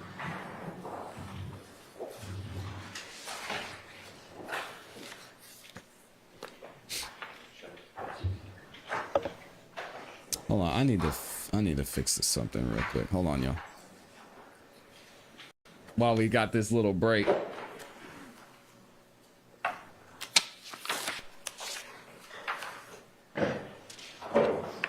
No questions from Mr. Williams. Anyone else? All right, Ms. Good, thank you for your time. You're excused. Call your next witness. All right, she's excused. Sergeant Fernandez. Okay.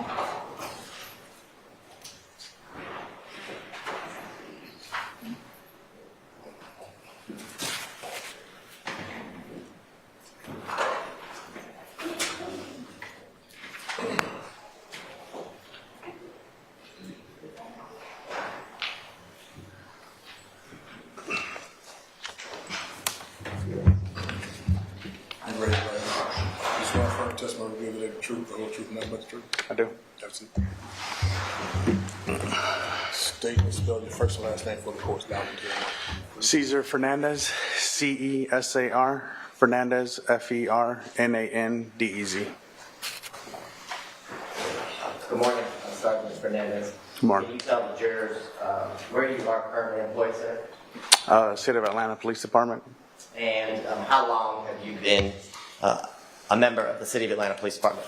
A little over 13 years. Okay, and you're a sergeant now? Yes, sir. And can you tell the jurors back in 2015 where within the City of Atlanta Police Department were you specifically assigned? I was assigned to Zone 3 Morning Watch Patrol. Okay, and how long, I guess, were you a patrol officer in Zone 3 prior to 2015? Between 6-7 years. Okay, and can you tell the jurors, were you pretty familiar with, I guess, Cleveland Avenue in Zone 3? Yes. And did you have the occasion on April 28th of 2015, a little after 1 a.m., to be dispatched to the Crystals off of Cleveland Avenue? Was that the date? I thought it was... Excuse me, I misspoke. On January 12th of 2015, I'm sorry. Yeah, I'm sorry, what was the question again? So were you dispatched to 349 Cleveland Avenue, the Crystals, that early morning around 1 a.m.? Yes, I was actually initially dispatched 445 Cleveland Avenue, which is an apartment complex, in regards to the incident occurring at 349 Cleveland Avenue at the Crystals. Okay, and the apartment complex, is that pretty, I guess, close in proximity to the Crystals? Yes. And are both of those addresses, the apartment complex as well as the Crystals, here at City of Atlanta, Fulton County? Yes. And can you tell the jurors why were you dispatched to that general area that early morning? I was dispatched to a dispute with a weapon. When I arrived to the scene of the apartment complex, I met with the two victims, and they advised that they were at the Crystals, and they pulled up to speak to one of the victim's cousins that was in the drive-thru. And I guess there was a verbal exchange with the passenger in that vehicle. At some point, that passenger pulled out a weapon and fired a shot into the air. Okay, and the two females that you spoke to when you arrived was that Miss Good and Miss Anderson? Yes. And after you took their statements, did you physically go to the Crystals? I had another officer check the actual Crystals location for any evidence. Okay, and were you able, or was, based on your knowledge of the investigation, any ballistics or shell casings found?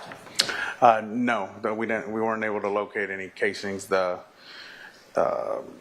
was likely that the casing was possibly within the vehicle, since the weapon wasn't outside of the vehicle, from my understanding. Okay, and you are speaking with Miss Good. you mentioned that she talked about her cousin? Correct. Yeah, okay. And do you remember the name that she gave you of her cousin? I'd have to... Looking at your report would refresh your recollection. Yes. When you're done, just look up.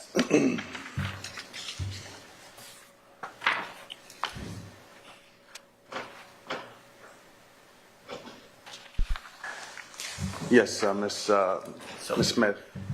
Did looking at your report refresh your recollection? Yes. Okay. And can you tell the jurors what was the name of Miss Good's cousin? Miss Centrivia Smith. Okay. And in speaking with Miss Good, were you provided with the address of Miss Smith?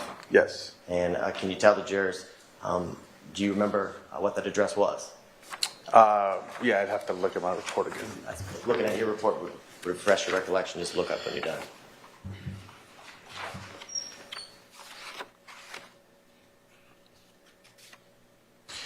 Is your recollection refreshed as to the address that you were given for Miss Smith? Yes. Okay. What address was that? It's 2905 Springdale Road. Okay. And after you were given that address, did you and some of your fellow officers go to that address? Correct. And can you tell the jurors when you all went to that address, what were you able to determine or what came about that? The vehicle in question, Miss Smith's vehicle, was parked in front of the apartment building where she resided.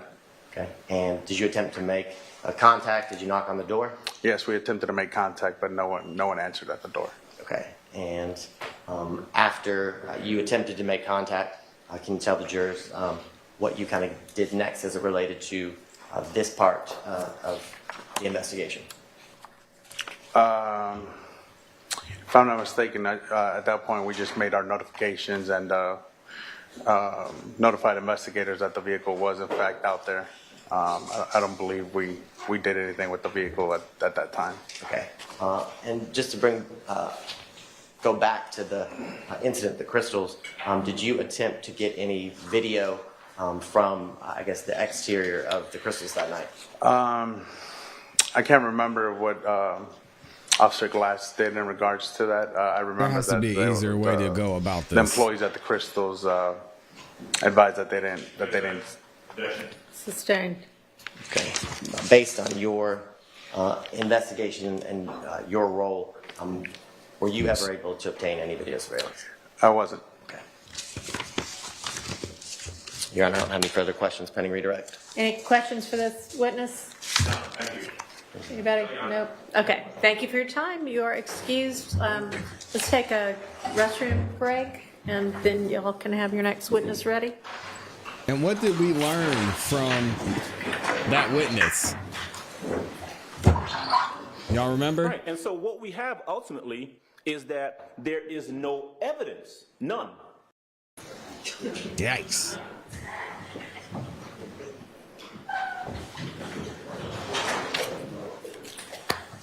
Shout out to the super chats that came in. We've got Z is in the building, said, who's your favorite? Gator, Sprinkles, Big Bird, or Judge Petty? Oh man. Detective Gator. We got Sprinkle Toes, Big Bird, or Judge Petty. I have to go with Judge Petty. All right, we'll take 10 minutes or whenever the jury gets back. Thank you, Your Honor. He said Gator. Shout out to Detective Gator. The Honorable Detective Gator. We've got Marlisa in the building, dropped the 2 bombs, said, ClassE, shout out to Amy. Such a great heart. Yeah, she does. She was always thinking of others and always wanting to give. And yeah, thankfully she's had some time to focus on herself a little bit. But yeah, Amy is just always in here giving. And I appreciate the love y'all have shown her as well. Shout out to the community for showing love to Amy, who gives so much to everything that we're doing here. So thank you. All right, let's skip ahead and thank y'all for the super chats as well. Cause we're all gas, no breaks over here. We don't take breaks. State's always taking bathroom breaks. 10 minutes turns into 30 minutes. Look at this BS. Oh my God. Okay.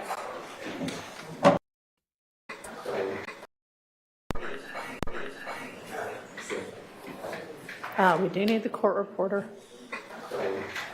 Yep, y'all don't say anything till court reporter gets in there. No ex partes.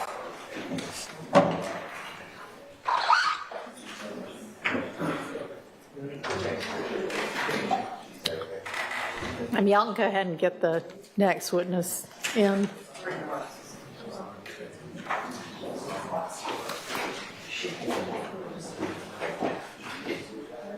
But then we need to find the court.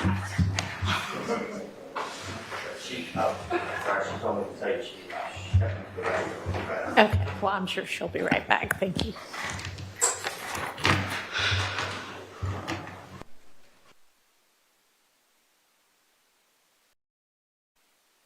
Miss Hilton all up in the camera. Oh, so this is so who we have on the stand right now? That is Lil Woody's oldest sister. Y'all remember when Woody was on the stand and he was all smiling because of some of the phone calls that he was listening to that were being played in court between him and his oldest sister. This is the sister here. Yeah, you could tell he loves and has a lot of respect for his sister. Beforehand, okay. I don't know, Samantha. It might be the other way around. I don't know. This is Woody's oldest sister right here. And her name is Brock. Something Brock. What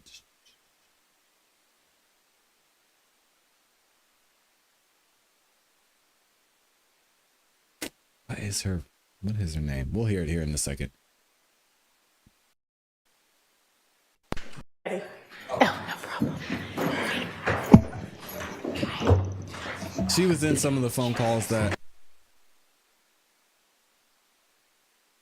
Woody had that were recorded.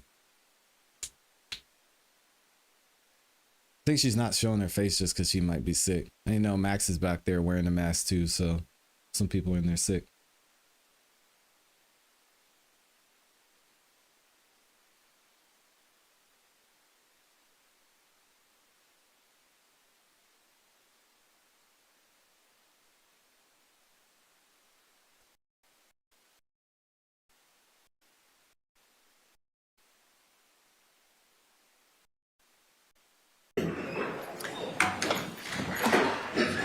She hadn't been sworn. Can you stand up and be sworn?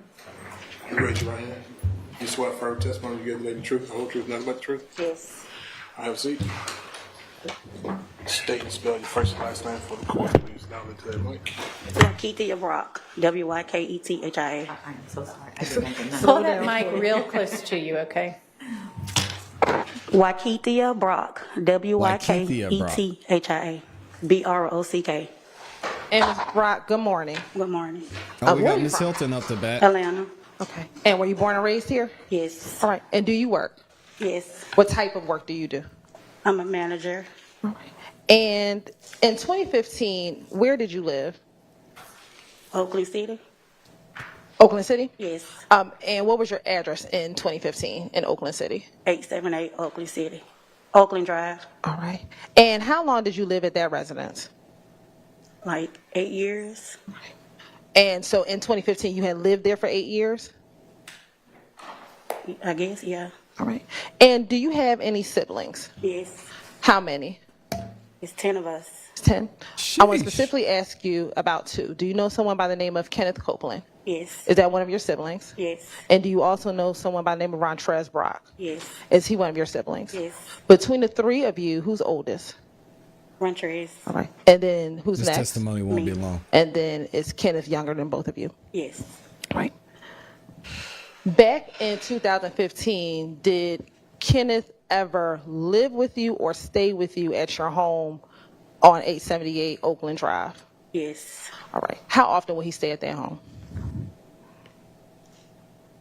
Whenever. Did you say whenever? Yes. All right. I'm going to show you what's been admitted as State's Exhibit 1DDD.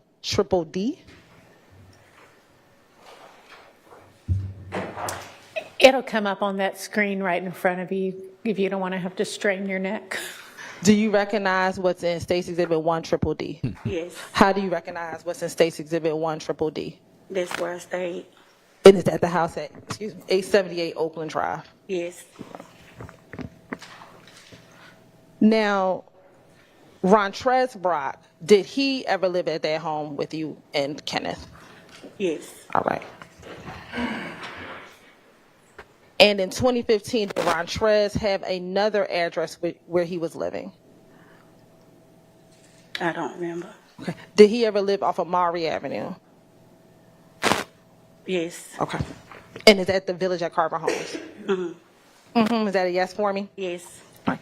And do you know while Rontrez was living at the Village at Carver Homes, with Kenneth Copeland ever stay with him at that location sometimes? Yes. All right. And back in 2015, do you recall if your brother Rontrez had a vehicle? I guess, yeah. Specifically, Ma'am, I'm going to need you to just pull the whole mic closer to you. It moves. Like, pull the base of it closer to you. Samantha, that's specifically, very true. Yes. do you remember if he ever had a white Dodge Charger? Yes. Okay. Now, I want to direct your attention to January 13th, 2015. Did you ever have the occasion to call the police to come to your home? I did. Why did you have to call the police to come to your house? Because I got a threat on Instagram. Okay.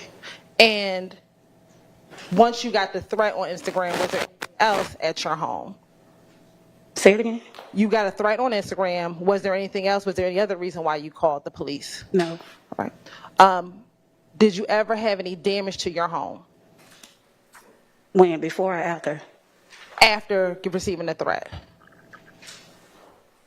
Okay, make it make sense with. Sure. Let me ask you this. Did you ever have your home shot with bullets? Yes. Okay. And was that around the same time you received this threat? That was after I got locked up. Okay.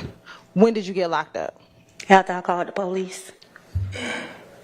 Okay, so you got a threat, got locked up, and then you called the police? I got a threat. I called the police. They escorted me to my grandma's house.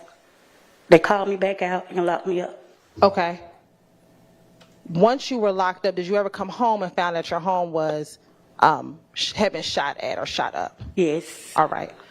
How long between the time you got locked up and the time you got home? Do you remember how many days that was? It was the same day. The same day. Okay. When you got home, what did you find? What do you remember seeing when you came home and saw that your home had been shot up? Bullet holes. Bullet holes. Okay. Not that bullet hose. Did you know who Watch had out for shot the up your bullet home? hole. No. Right. And when the police came out to the location, did you give that information to the police that you came home and your home had been shot up? Yes. All right. And prior to you going to jail, had your home been shot up? No. Had anything like that ever happened to your house while you were living there those No. 8 years? I'm going to show you a few other pictures. I'm going to show you what's been admitted as State's Exhibit 3, Triple D.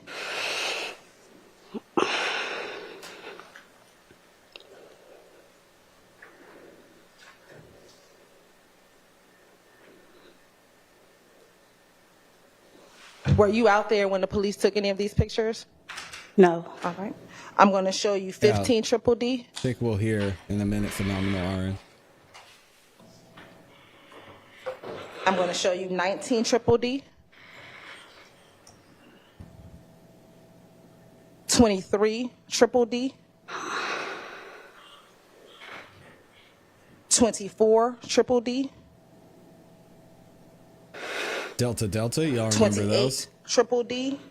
Delta Delta. Shout out to Mr. Atkins. And 29 Triple D. Was that the holes and the damage that you found to your home when you came home after being released from jail back in January 2015? Yes. Okay.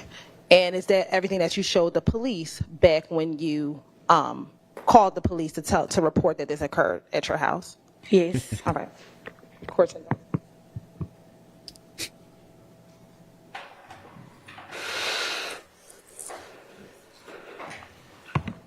And let me ask you this. Were you locked up for calling the police or were you locked up for something else? Here we go. Something else. Okay. And what was that? A failure to appear. All right. All right. I have no further questions. Failure to appear. Lane. Any Your Honor, defense attorneys? No questions. None? Okay. All right, Ms. Brock, thank you for your time, and you are excused. Call your next witness. Now she's up out of there. That was quick. Getting arrested for failure to appear is Right, at this time, the state is going to call Mr. interesting. Emmett Yarbrough to the stand.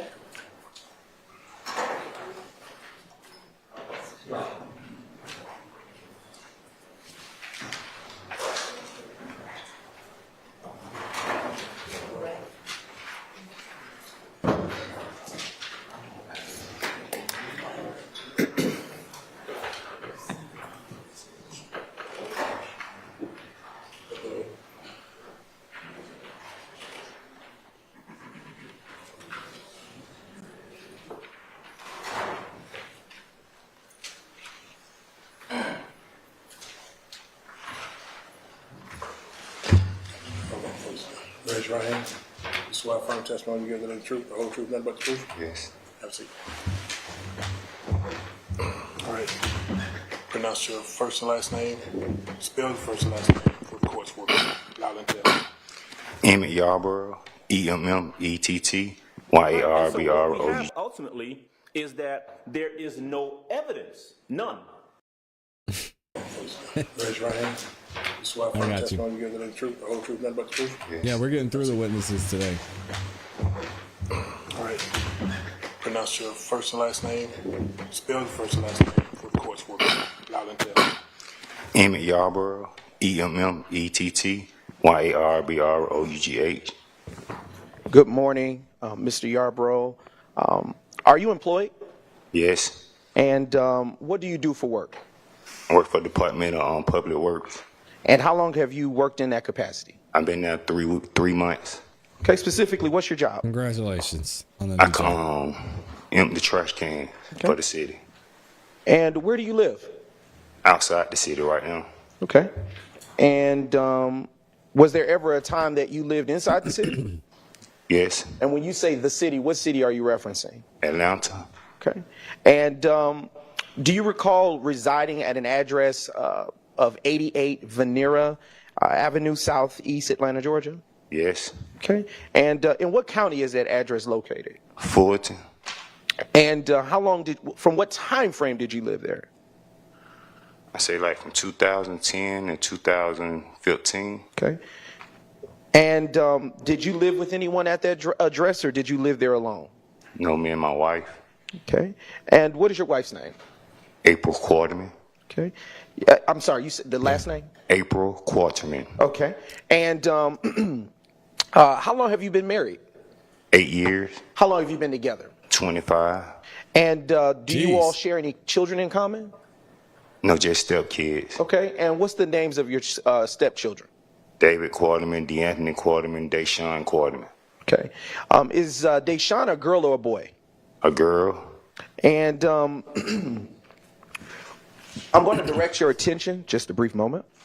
I'm going to direct your attention to the date of January 11th, 2015.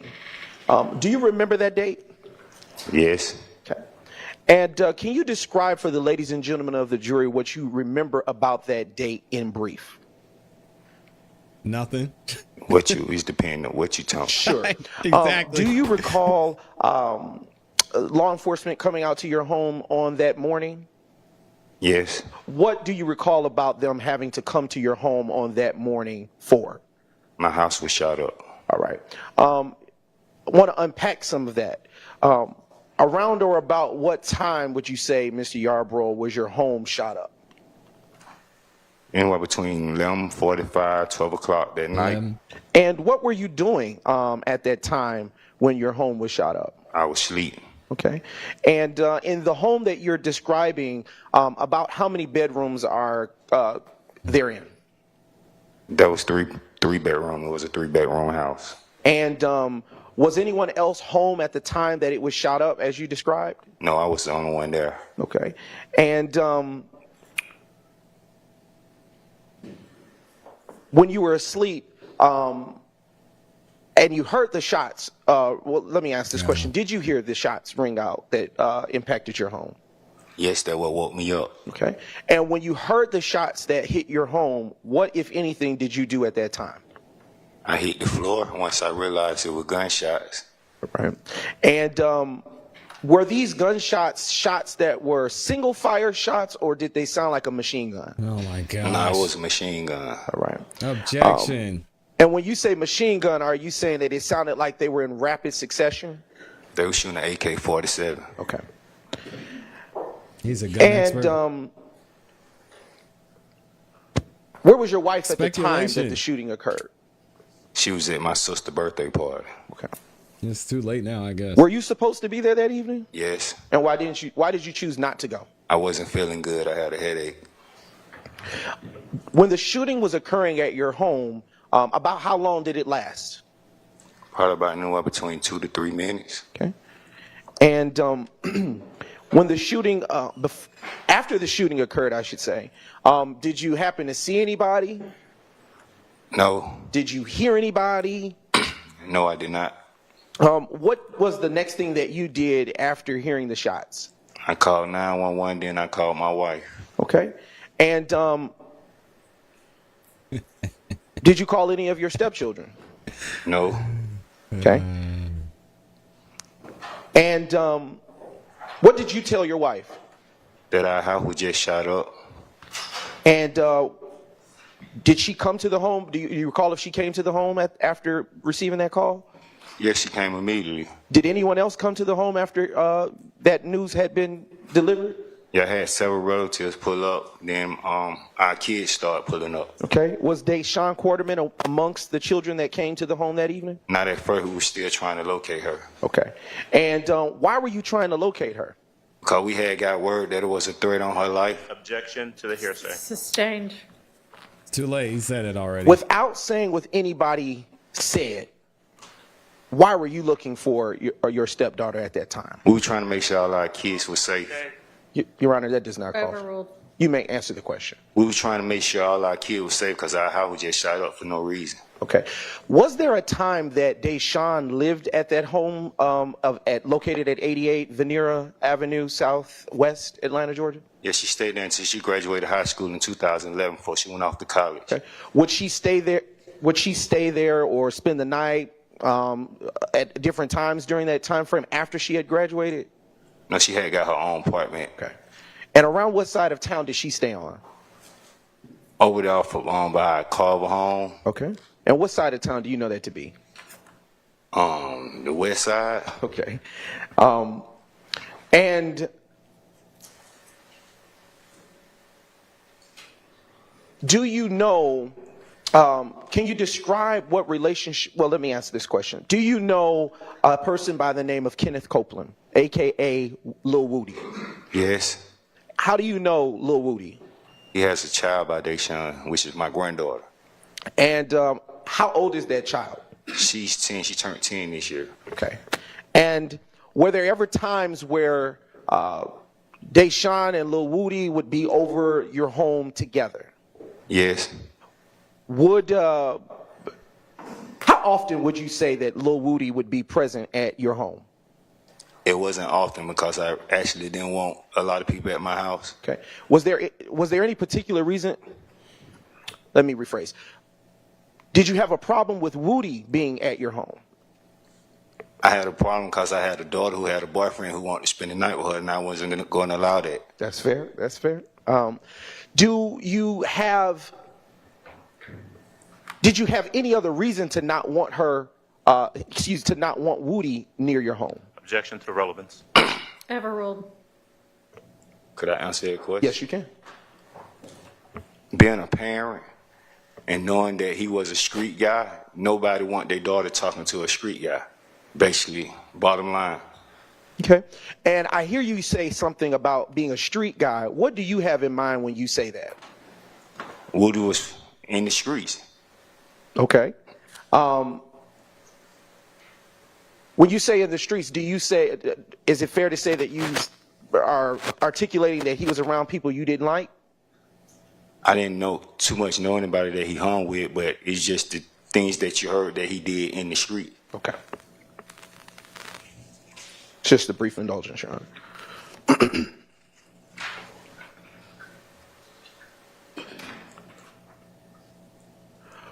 When the gunfire hit your home, were you impacted by any of the shots? No, was I hurt? Yes. No. Okay.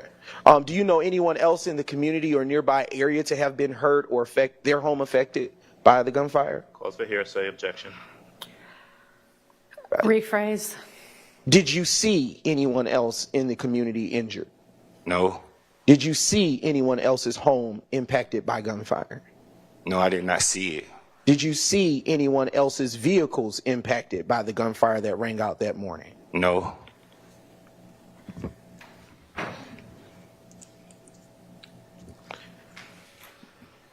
How long did your daughter, Deshawn Quarterman, date Lil Woody? I think they wound up separating probably like a couple of months after the baby was born because he was in and out of jail. I'm sorry, you said after the... They broke up a couple of months after their baby was born. Okay. Sorry. And do you know if they ever resumed their relationship after that initial breakup? No, they were just friends. Okay.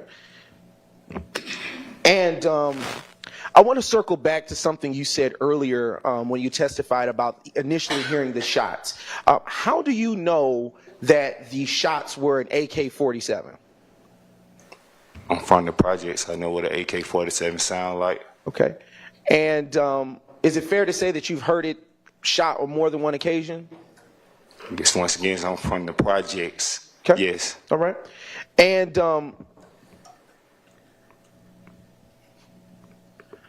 how do you know, I'm going to circle back to something you said earlier. How do you know that Lil Woody was in the streets, as you say? He was from McKinneyville. Okay.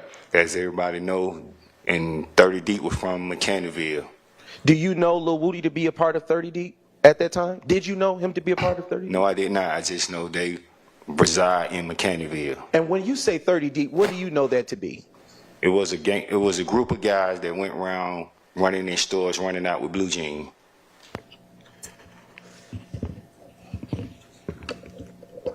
You started to say something, and it sounded like you hesitated. Were you about to say, what were you about to say? About what? About 30 Deep, when you said it was a group, and then you hesitated. What were you about to say? It was a group of guys that ran in and out of stores stealing blue jeans. Is it fair to call that group of guys that do what you just described a gang? Objection. Sustained. All right.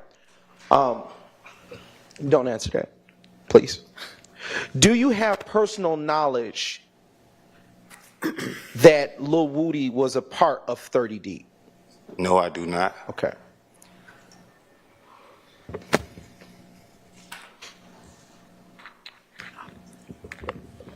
When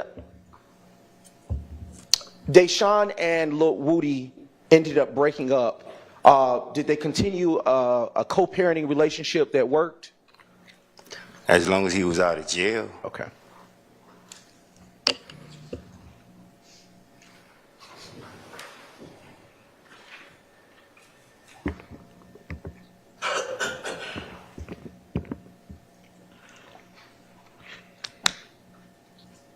Did you know the group that you described Lil Woody to be around ever to be known as the Blue Jean Bandits? I think the media gave them that name. Sustained. Do you know the name of Blue Jean Bandits? I can't remember his name either. I think it's Mr. Brown or something like that. Sustained.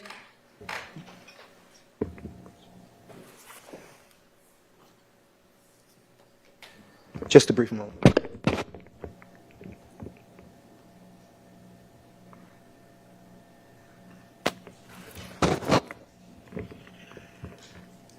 Your Honor, may we approach?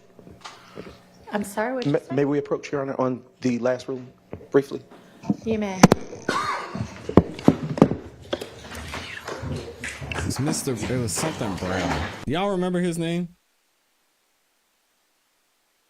He said he's consulting with Love. That can't be good. Yeah. What is that guy's name? It's something Brown. Hold on, I'm gonna find it.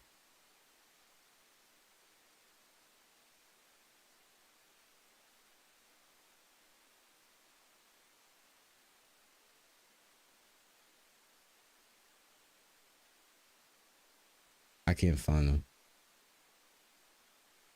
Seth Brown, thank you. Shout out to the chat.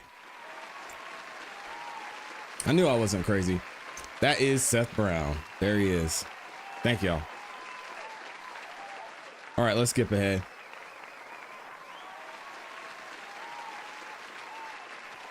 Favorite sister, Amy, relax.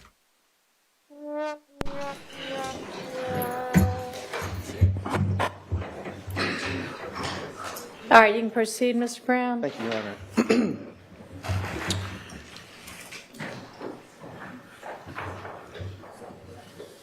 Do you know what kind of car Woody drove? Woody didn't own a car. Okay. Did he operate one from time to time? You know, he probably had plenty of people probably gave him their car, but I don't think he actually owned the car. Okay. You earlier said that you didn't want Woody to spend the night at your home. Were there times that you found out that he did? Yes. And based on the frequency of him being at the house, strike that. I want to ask that question, Your Honor.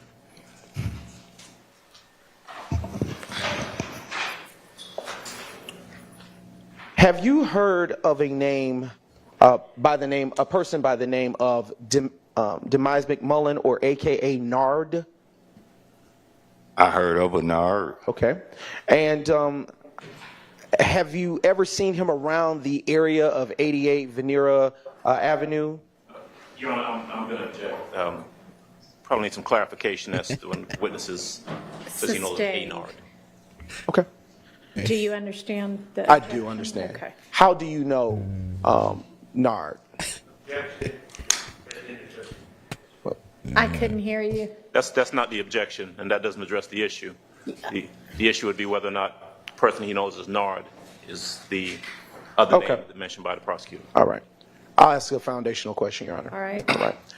Do you know the Nard that you're speaking of to be one of the defendants in this case? No. Okay. Is that a no, you don't know for certain, or is that a no, that is not the person you're talking about? That is not the person I'm talking about. Okay.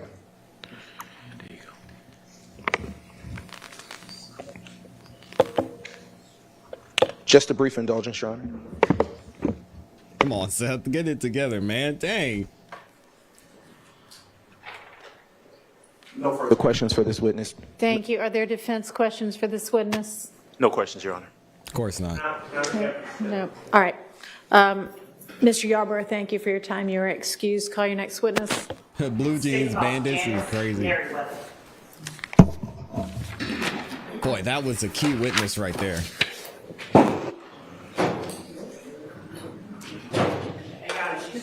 Okay. So we're right, and so what we have ultimately is that there is no evidence, none. Oh, look at Woody back in the courtroom. Oh my goodness. You know he doesn't want to be in there. We got a Woody sighting, y'all. So we give him a round of applause.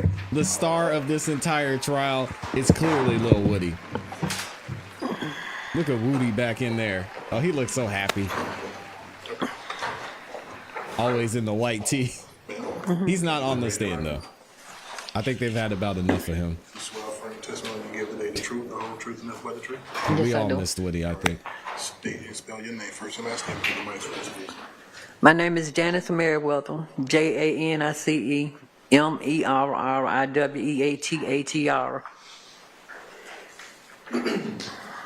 Cameraman's gonna have to move back over. Good morning, Miss Maryweather.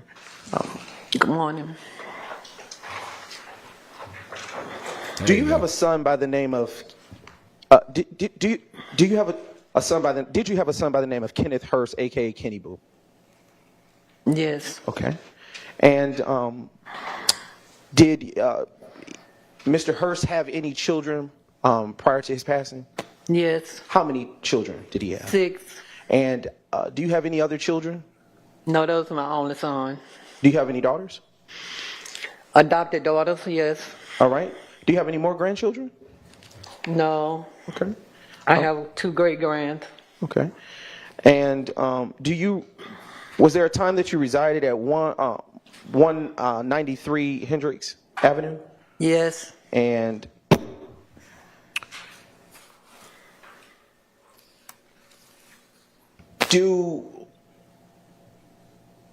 just a brief moment, Your Honor. Seth, what the heck is going on, man? God dang. Do you know Keia Brock? Yes. And who is that to you? My grandkid's mother. Okay. And how many grandchildren did she give you? 4. And what is her relationship to Kenneth Hurst? What's his girlfriend? Okay. And I want to ask you a few questions, Ms. Maryweather.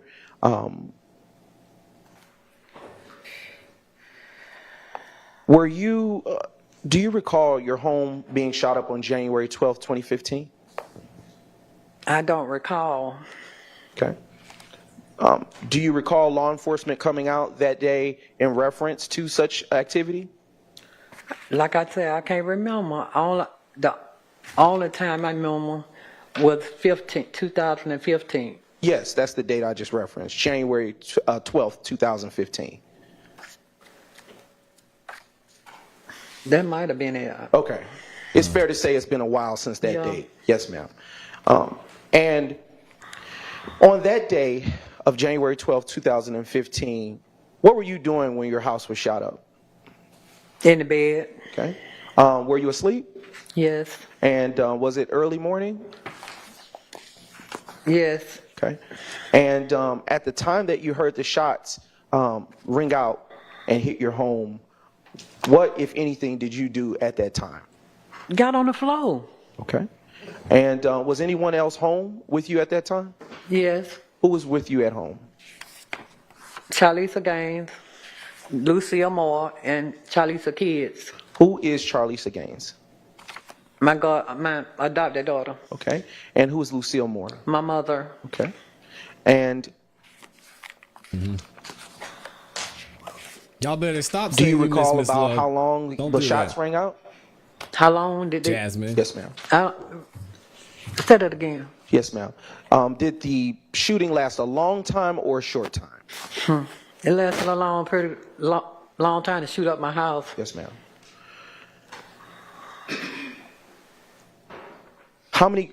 Which of your grandchildren were there at that time?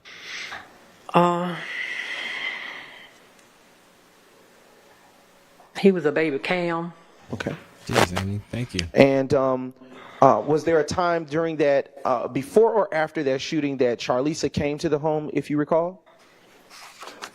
Charlisa came to the home. I think it was before the shooting. I'm not. I think it was before the shooting. Okay. Did she come after the shooting occurred to pick up her children? No. Was it before or after? It had to be before the shooting. Okay. Because he had to get on the floor too. Okay. And when, after the shots were fired, do you know who called the law enforcement? I called them then. Okay. And did they respond to your home? Did they come? Yeah, they came. And I don't know what time it was, but they came. Okay. It's just embellishing, it seems like. Do you at this recall point. if the shot sounded like a handgun or a bigger gun? A bigger gun. When you say a bigger gun, do you say, does it sound like it went in rapid succession? Yeah, like that. Okay. Just yelling like that. Was anyone hurt as a result of the shooting? No, nothing but my house. And when you say your house, what property outside of the structure of the home was affected? My windows. Okay. My furniture, my dining room, my TVs,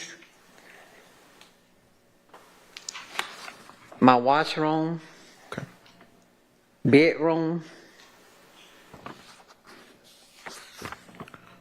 Right. Do you recall your home being shot up a second time on February 10th, 2015? I wasn't at home then, I don't think. Okay. excuse me. When you returned home to find your home shot up, what, if anything, did you do on that day? I can't remember. Okay. Nobody can. They're just can't making stuff remember. up at this Do you point. recall if you were washing clothes? I know I had put some clothes in the washer. Okay. Do you recall if anyone Jeez. else had returned to the home with you on February 10, 2015? Mm-mm.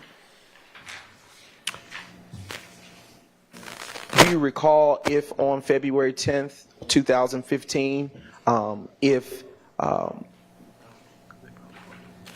there was anyone, excuse me, I'll rephrase.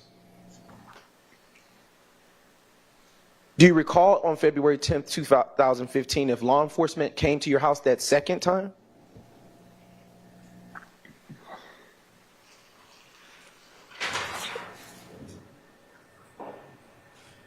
I think so. Okay. And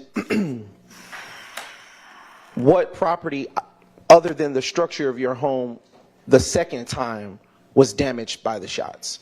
My back, the back of my house. Okay. And prior to these first and second shootings of your home at 193 Hendricks Avenue, had anything like that ever happened at your home before? No. Okay. Do you know who would have done such a thing to your home? No, I don't. Okay.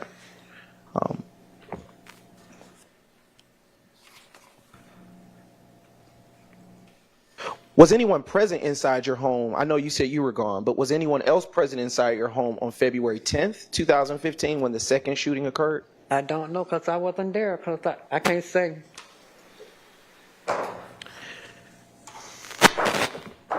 Just a brief indulgence. Why? What is going on with Mr. Brown? Come on, man. Jeez. What are you doing?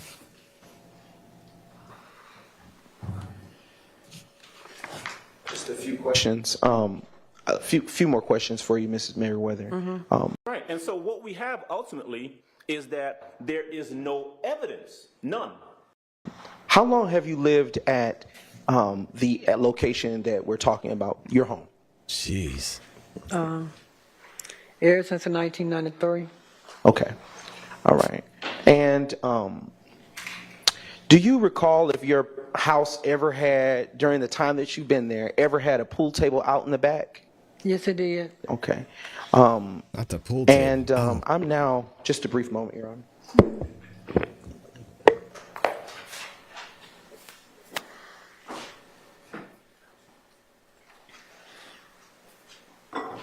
So he just asks a question, he goes back to the... I am now marking for identification purposes. That's a fact.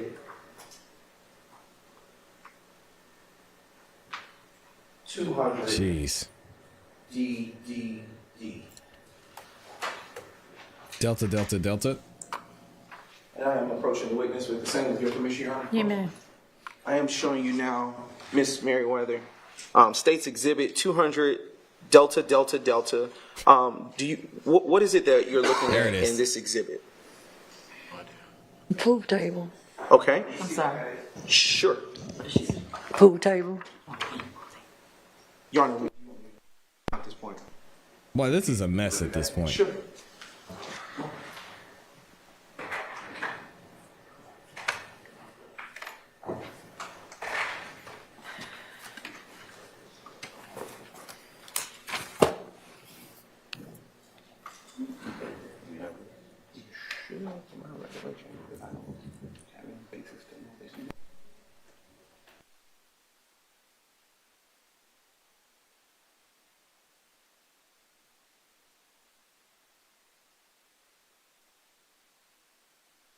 Been shown already to defendants prior and shown again today, which is identified already as State's Exhibit 200, Delta, Delta, Delta.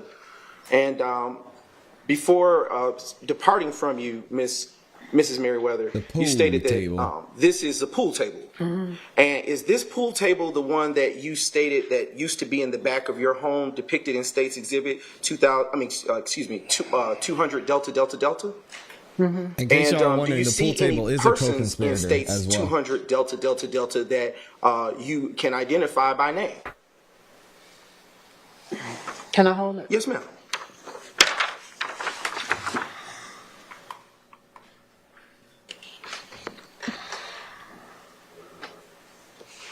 All right. My son, Kenneth Hurst. Okay. Do you see anyone else in this photo I that don't you know the recognize? rest of those. Is it common, and let me ask this question, does this picture fairly and accurately represent the back of your home as you remember it to be when the pool table was there? Your Honor, at this time, the state now moves to admit into evidence State's Exhibit 200 Delta Delta Delta. It's admitted. I'm going to leave this here with you and just ask you a few more questions. How often, if you can recall, would your son be in the back playing pool? Your Honor, I'm going to object as to relevance. It's relevant, Your Honor. It's relevant, Your Honor. It's relevant because I say so, The state's Your hope is that it will be developed with the questions that follow. I'll give you a couple of questions to establish that. All right. Go ahead. Just a brief moment, Your Honor.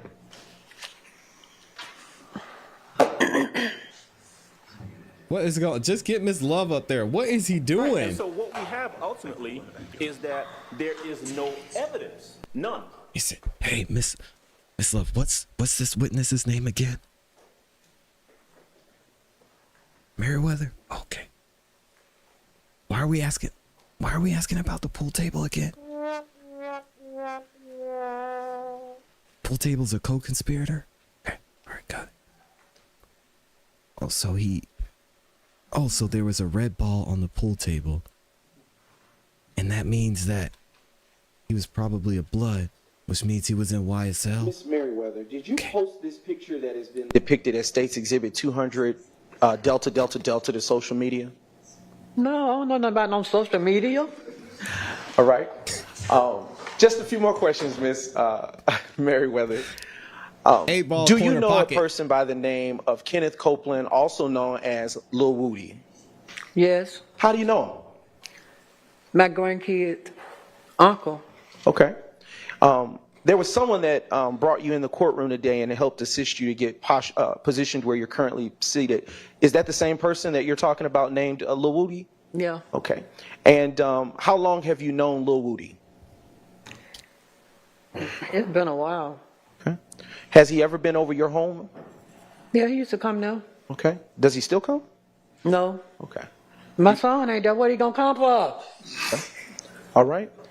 And Mrs. Maryweather, lastly, does this conclude your involvement with this particular case? Do what now? Is that all that you have to offer the jury at this time? That's all I know. My son was killed. That's all I know. Okay. I understand. Thank you so much. No further questions, Your Honor. Are there defense questions for this witness? No, Your Honor. All right. Your Honor. Yes. No questions, but I would like to approach. Okay. Do I need to keep the witness? Okay. Miss Maryweather, thank you for your time, and you are excused. And y'all can approach.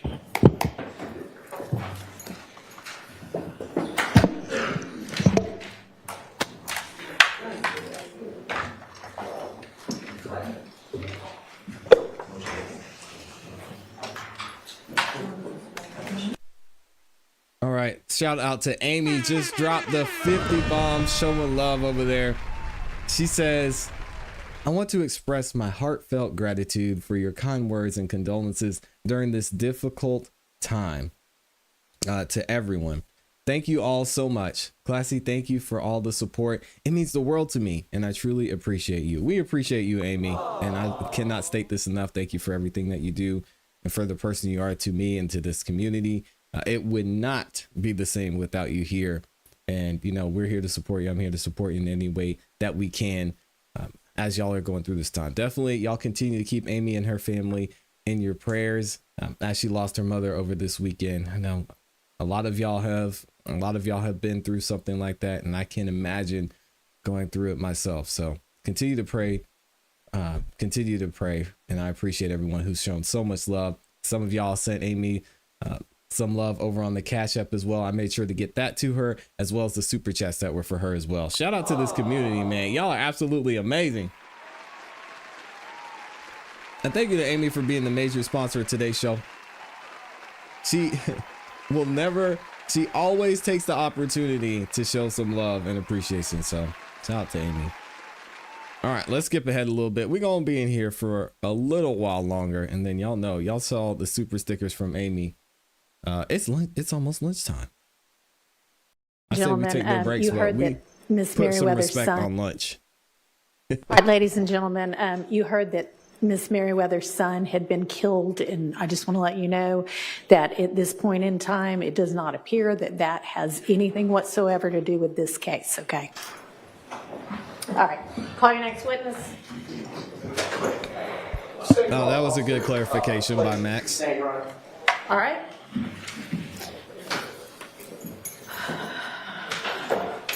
Excellent clarification.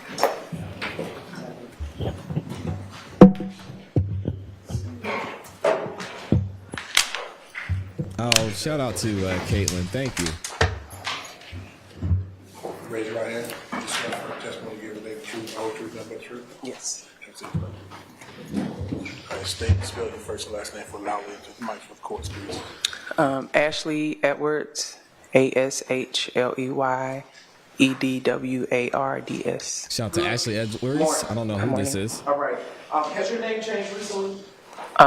It did in 2016. And what was it prior to your name being Edwards now? Clay. All right. And why was it changed? I got married. And congratulations. Thank you. Was there ever a time that you worked for the Atlanta Police Department? Yes. And in what capacity did you work for the Atlanta Police Department?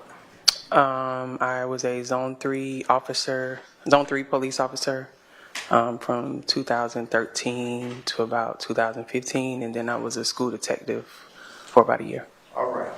Do you currently work in the law enforcement field? No. And when did you leave? 2016. And were you post-certified the entire time that you were with the Atlanta Police Department? Yes. What was the title that you left the Atlanta Police Department with? School detective. I want to direct your attention to the date of January 11th, 2015. Do you recall responding to the address of 88 Muir Avenue on that day? Yes. And around what time were you dispatched to that address? I don't remember the time. I worked the overnight shift, so I remember it was dark, so it was at nighttime. In what county is that address situated? That would be Fulton. And what reason were you dispatched to that address? I remember it was a call that I believe it was the neighbors that called and said they heard gunshots, like a lot of gunshots, consecutive. And so those multiple calls came in and led us to that address. Okay. And did you actually, in fact, arrive to that address? Yes. And what, if anything, did you see when you got there? There were like a lot of bullet holes around the foundation of the house in the front. And had you ever been called out to that address before? No, not that I recall. And when you got there, did you see any people outside? Yeah. No, not that I recall. Were you the first responder? Yes. And who resided at that address, if you know? There was it was only a male there when I got there. Do you recall if his name was Emmett Yarbrough? I don't recall that, but I mean that's what was in the report, so that would have had to been the name he gave. Okay. And do you recall what is located at the address? This is to support their story. Building? A house. Okay. And do you recall his demeanor? I don't. I mean, he seemed like kind of maybe nervous or scared. I mean, his house had just got shot up. Okay. And was he injured at all? No. Did you check the area to see if any other homes were affected by any gunfire? Once backup arrived, we did walk up and down the street to make sure there were no other houses or people hit. Okay. What, if anything, did you learn? No, I don't believe any other homes were hit. We spoke to some neighbors that just heard the gunshots. Good morning, Samson and Ray. I will ask you the phrase. Without saying what anyone said, did you observe anyone hurt? No. Did you observe any homes affected by the gunfire? Not that I recall. Other than the 88 Veneer Avenue? Right. Do you know if did you see any shell casings at that location at that time?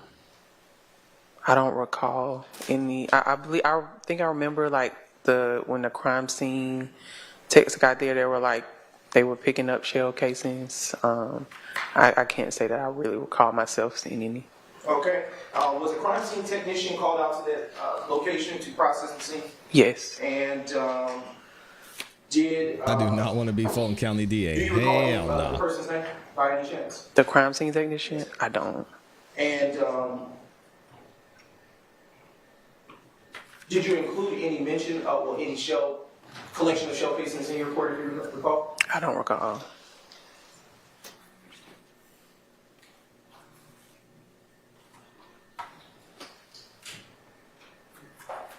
Did that pretty much conclude your involvement with this particular matter? Yes. Right. At this time, you're going to have to say no further questions. Any questions for this witness? Thank you, no questions. All right. Thank you for your time, and you are excused. Call your next witness. And they are cranking these witnesses At out. this time, the state now calls Renee Charleston to the stand, Your Honor. Okay.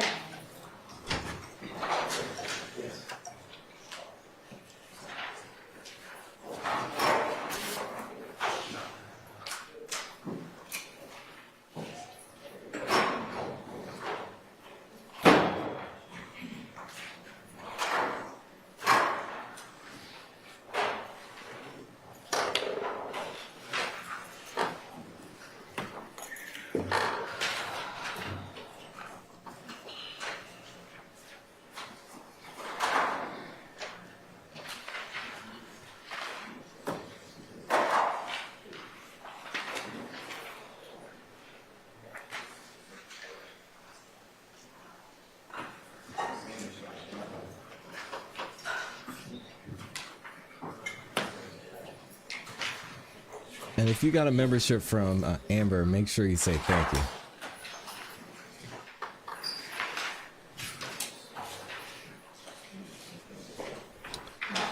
Oh, if they bring a folder up there, it's probably an investigator. Investigators love their folders.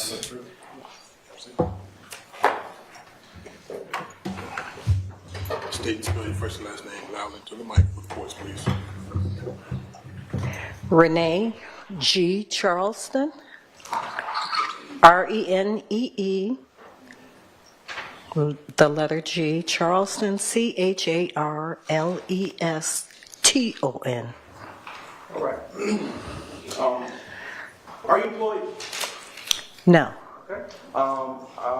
Was there a time that you were employed with the Atlanta Police Department? Yes. And how long were you employed with them? 22 years. Oh, she and retired. in what capacity did you work for the Atlanta Police Department? Crime scene. All right. When did you leave? 2017. Why did you leave? I retired. Congratulations. Thank you. Did you retire in the official capacity as,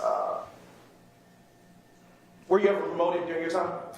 I retired as crime scene supervisor.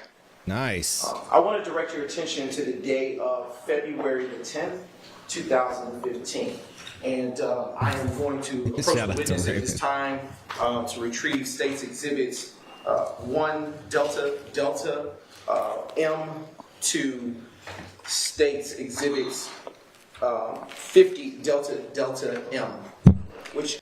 Oh, shout out to Elijah Watch, by the way. Asked a great question. Before I get to that, I want to say shout out to Raymond in the building. Dropped the 5 bomb, says she's back. Halloween came early. Did she bring her broom? Dang. But Elijah asked a very important question. ClassE, what have we learned from these witnesses? I think I'm going to let Mr. Adams explain. Right. And so what we have ultimately is that there is no evidence, none. That's it. Are already shared in the discovery process and have been placed before the witness. Would you take a second to answer a few questions? Ms. Charleston, have you had a chance to review the state's exhibits that are before you, and you can open them, prior to coming in today? Yes, sir. And do those state's exhibits 1 Delta Delta Delta M through 1 Delta Delta 49 149 Delta Delta Delta M fairly and accurately, well, what are they? They are my crime scene photos for that day. Not for that day, for that damage to property on Hendricks Ave. Okay, all right. And do those photos that you took fairly and accurately depict the crime scene as it was on the day that you took them? Yes, sir. And the state now moves to admit state's exhibits 1 Delta Delta Delta M through 49 Delta Delta Delta M. They're admitted. Delta, Delta, Delta, Delta. I am now putting before you state's exhibit 50 Delta Delta M. What is that, crime scene tech, Charleston? This is my crime scene report. And how do you know it's your crime scene report? This is the one that I generated when I did my report with my photos and what was done on the crime scene. Is it in the same or substantially the same condition as it was when you authored it on or about February 10th, 2015? Yes. The state now moves to admit state's exhibit 50 Delta Delta Delta M into evidence. I'm going to object on what I think you want to do with this witness. Maybe we approach her. Do we need to approach for that? Sustained. Okay. Yeah, like, you taking a minute for everything, Mr. Brown. Like, get out of State now here. publishes Jeez. state's exhibits. She may, of course, use the report if she needs to during her testimony. And she's coaching them up again. Mr. Abadi, get your team together. He's over there typing. Oh, man. You can see on the screen before you crime scene tech Charleston that states 1 Delta Delta Delta M is published on the screen. Is this the location to which you responded to on February 10th, 2015? Yes, sir. And now publishing the next state's exhibit.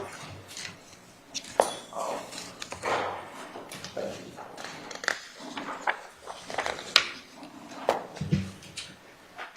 Do you see the address number in Brown this Love's next exhibit, which is protege? 17 Yikes. DDDM?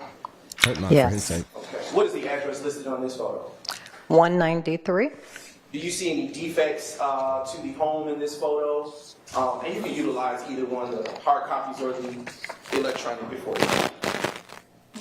Okay.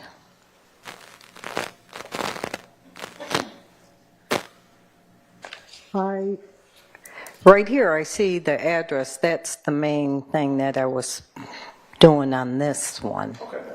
All right. Now publishing the next state's exhibit, 2 Delta Delta Delta M. What is featured here? A vehicle in the driveway of the home. And if we could zoom in a little bit on the vehicle, do you see any defects to this vehicle? Defects in the front of the vehicle, yes, sir. Can you count out as many as you can see at this, from this view? If you back it up some, you can see even more.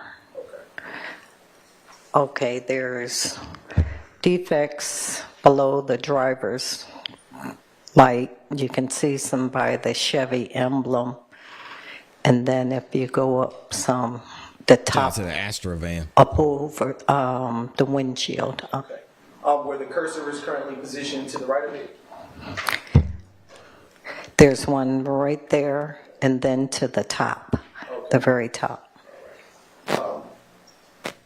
Going to publish State's Exhibit 5. And Yeah, Mr. Brown might be worse than Miss Love today.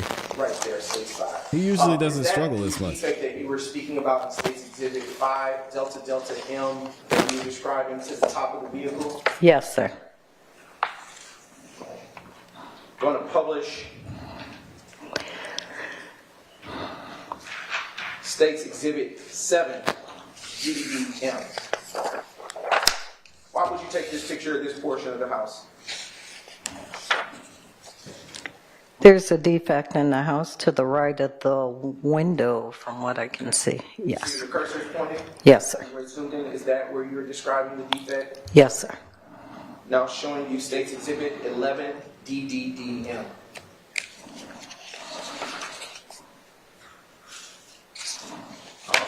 When you took this picture, crime scene tech, Charleston, what was the goal? What did you have in mind? There's a defect in the trunk of the tree.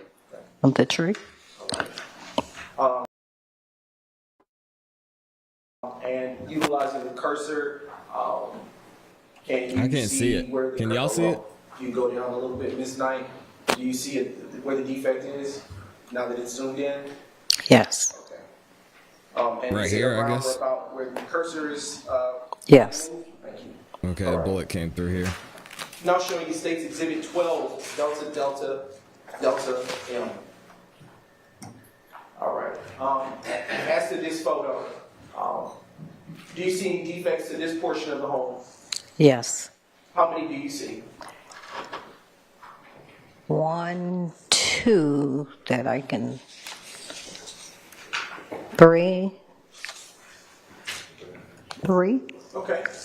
And now going to turn your attention to the next State's Exhibit, which is 13, DEDM. All right. What about in this photo? Do you see any defects that you noticed when you took this photo? Yes, there's one above the hinge and one to the siding below the, if you come below in that picture. Oh, right there. Right there. Okay. Now Who did these shootings? We're going to get into it. DDDM. And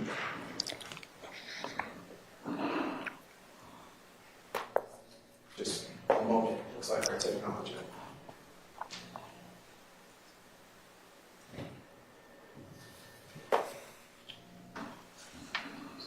All right. Okay, we're back online. And when you took this picture, next to the refrigerator. Yes. Okay, whereabouts? Do you see any defects where the cursor was moved? Yes. All right. And is that the front, back, or side of the refrigerator that you noticed the? Facing the refrigerator on the right side. Now showing you State's Exhibit 19, DDD. Yeah.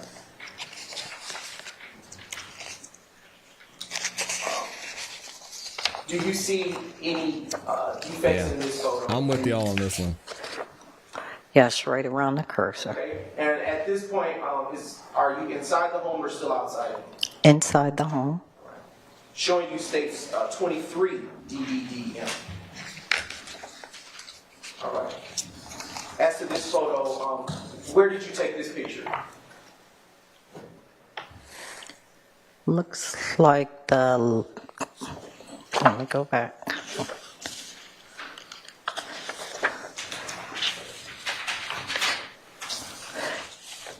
Maybe the living room, I'm not sure, those are kitchen curtains, but And do you see any defects to any property or objects inside the home in this photograph?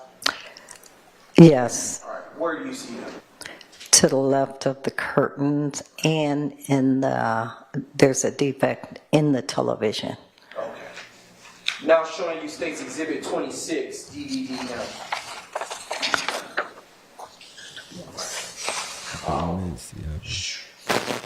And when you took this photograph, are you in the, where in the home are you? Living room?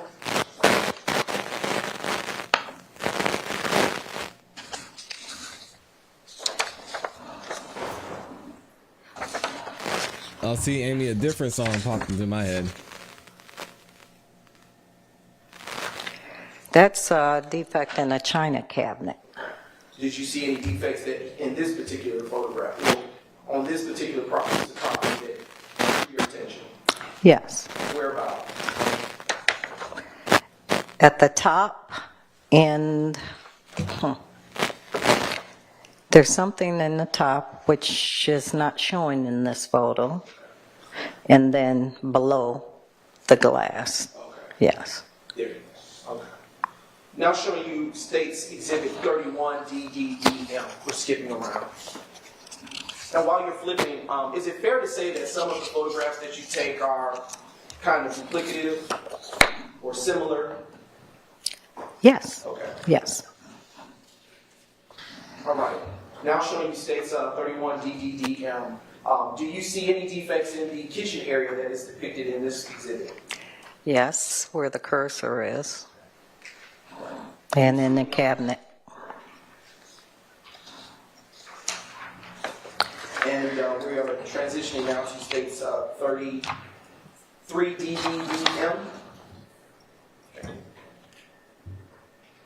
And here, CST Charleston, why would you take this photo? The song by Plain White Tees. There is a projectile and a colander which was on the kitchen counter. Yes. All right. Generally, as you process the crime scene, what all did you find damaged in this particular case? Generally, as you processed it into pictures. I found damage throughout the house. And you can refer to your report, if necessary, to kind of speak about it in general, which is States Exhibit 50 DDDM. There were damage to the outside as well as the inside of the house and the truck. Correct. And as to the ballistic evidence that was found, specifically the projectile that's still on the screen in 33 DDDM, did you collect it? I may have placed it in the envelope and handed it to the officer. Hey, it fell but right in the. I did not right take in the basket. possession. Okay. Who took possession? Officer. Yes. Do you know by name the officer? And is it listed in your report?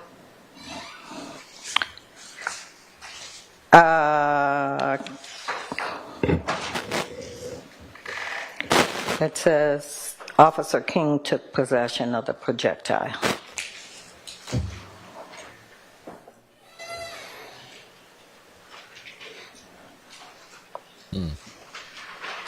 Just a brief indulgence.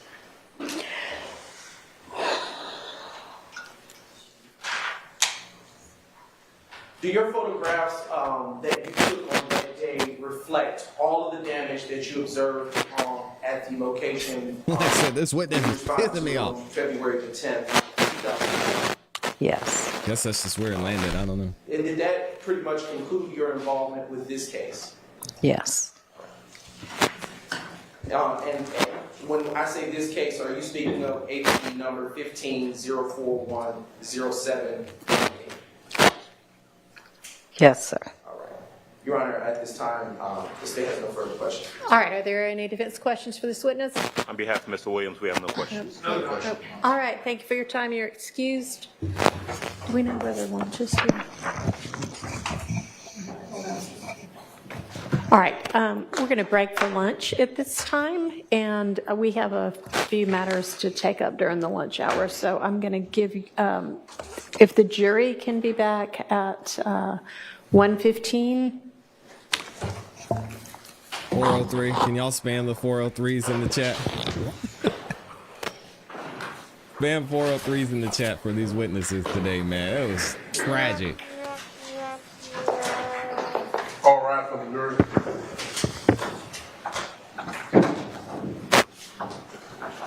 Jeez.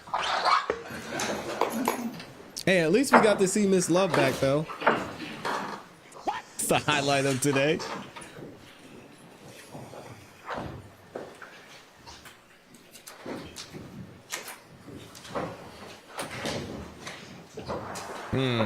I have a question about Mr. Body, but I'm gonna have to ask that offline.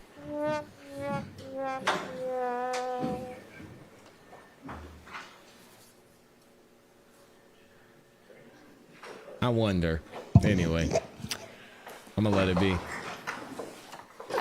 Couple of questions. Y'all had, when we were reviewing witnesses, told everybody that Officer Clay was only going to be called if the homeowner didn't recall things, and then he seemed to have recalled everything. So did we really need her? Uh-oh, they're about to get in trouble.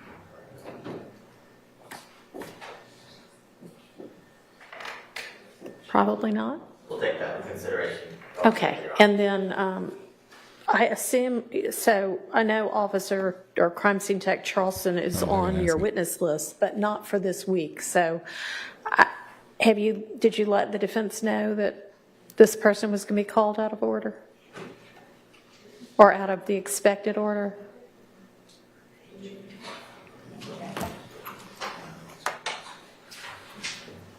No, okay. Amy And can't then, help it. Amy, I said I was gonna promised that a bunch of these people would be, on and off. Why do you know me yesterday so that well? seemed to be the case, and that was fantastic. And Amy, we've he's taken been a married whole since lot longer with some of these 2021. witnesses today. So let's Apologize. try to get back to kind of how we were yesterday, okay? God dang. All right. Amy. And then let's make sure we've got our witness ready to come in when the other witness is finished. All right, so we needed to turn to the issue of the two letters. Did y'all have an opportunity to figure out whether those were served in discovery? We have not. Take the lunch and then come back early? Yes, Your Honor. All right, we'll do that. So why don't we break until 12:45 and then be back at 12:45? Thank you. All right, thank you. All right, there it goes. Yeah. Oh, wait, maybe. Because I'd like to use my lunch productively. The state, and I'm going off, I'm giving my best rendition. If I'm wrong, I'm wrong. The state, in the latest Dropbox, shared with me about 24, and these are pictures and materials that have not been litigated before. These were kind of added with these added witnesses. So we never litigated these in non-jury days. They shared with me approximately 20 pictures from the Tiara Jones case. And I do have a strong objection about one of the pictures, but I'm also, to my knowledge and belief, we have not been given through discovery like the case file for Tiara Jones. So I understand the state's planning on introducing 20 photos, which I have a problem with, at least one of them. But I would like access to like the full, because I might want to use pictures from that case. Okay. And I would like to see pictures other than the ones that the state has decided that they want to use. All right, can y'all provide the entirety of the police file to the defense on that case? Can y'all do your job? And how quickly can y'all do that? Amy, that's crazy. Okay. I knew you were going to We'll catch have that it too. momentarily. Okay. Okay, anything else? All right, see y'all back Hey, at Kimberly. 12:45. Never mind, that Mr. Matthews is gone. I'll ask when he comes back. All right, there it is. We made it. We made it. We saw Miss Love for a minute. I don't know. Maybe the reports are true. Maybe she's only going to be there for a couple of key witnesses, and Mr. Abadi is taking the first chair. I don't know. It'll be interesting to see what happens if maybe there's another day, possibly tomorrow, that Miss Love isn't there, but Abadi is. Ooh. It'll be interesting to see. Also, for those of y'all who are wondering, Adam Abati was married to Jesse Cunningham on October 9th of 2021. Well, happy late anniversary to them. They just had their anniversary last week. Look at them go. Married for 3 years. Let me read a couple more of these super chats and then I'll get y'all up out of here. If you could do me a favor, If y'all make sure, if you haven't yet, like the video. Not only is it free, not only does it help the channel to grow, but it lets the algorithm know you're enjoying the show and it shares it with more people. You don't want to miss anytime we drop videos over here. We'll be dropping a couple videos this afternoon and tomorrow morning, of course, as well. So y'all make sure you subscribe and hit the notification bell so you don't miss out anytime we drop a new video. Shout out to Caitlin in the building. Caitlin Horbowitz. Hopefully I said that right.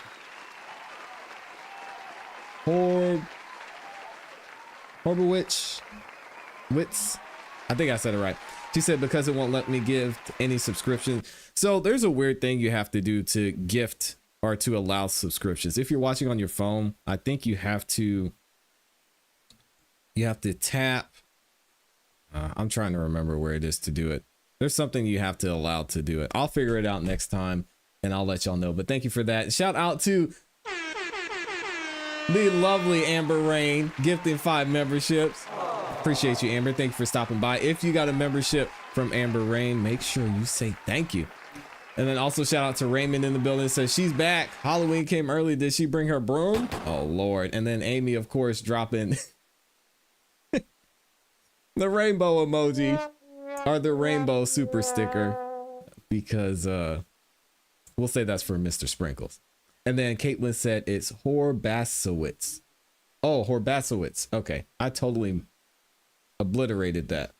Horbasowitz. I got it in there now. Shout out to Caitlin. We are going to be back tomorrow morning, bright and early, 9:30 a.m. Eastern Standard Time. I will see you all there. And we'll also be back tomorrow night for another episode of Song of the Night Live. So I know a couple of y'all were asking about the show. We host every Monday, Wednesday, Friday night at 8 p.m. for up and coming independent artists. If y'all want to check it out, make sure you stop by. And last but not least, shout out to Lavisa in the building. Said, thank you, ClassE and Amy. Thank you, Lavisa. Appreciate you being here. Oh, look at Amy coming in clutch as usual. So she says, go to an eligible channel's live stream or premiere. Within the live chat, select allow gifts or select the pinned membership gifting. Confirm that you'd like to opt in by turning on the allow gifts. That's why she's number 1. Wow. Shout out to Amy and thank you for that. Always coming in clutch. I will see y'all later. You know what to do. Hope you have a great rest of your day. Keep growing, keep pushing, keep it classy. We gone. Peace.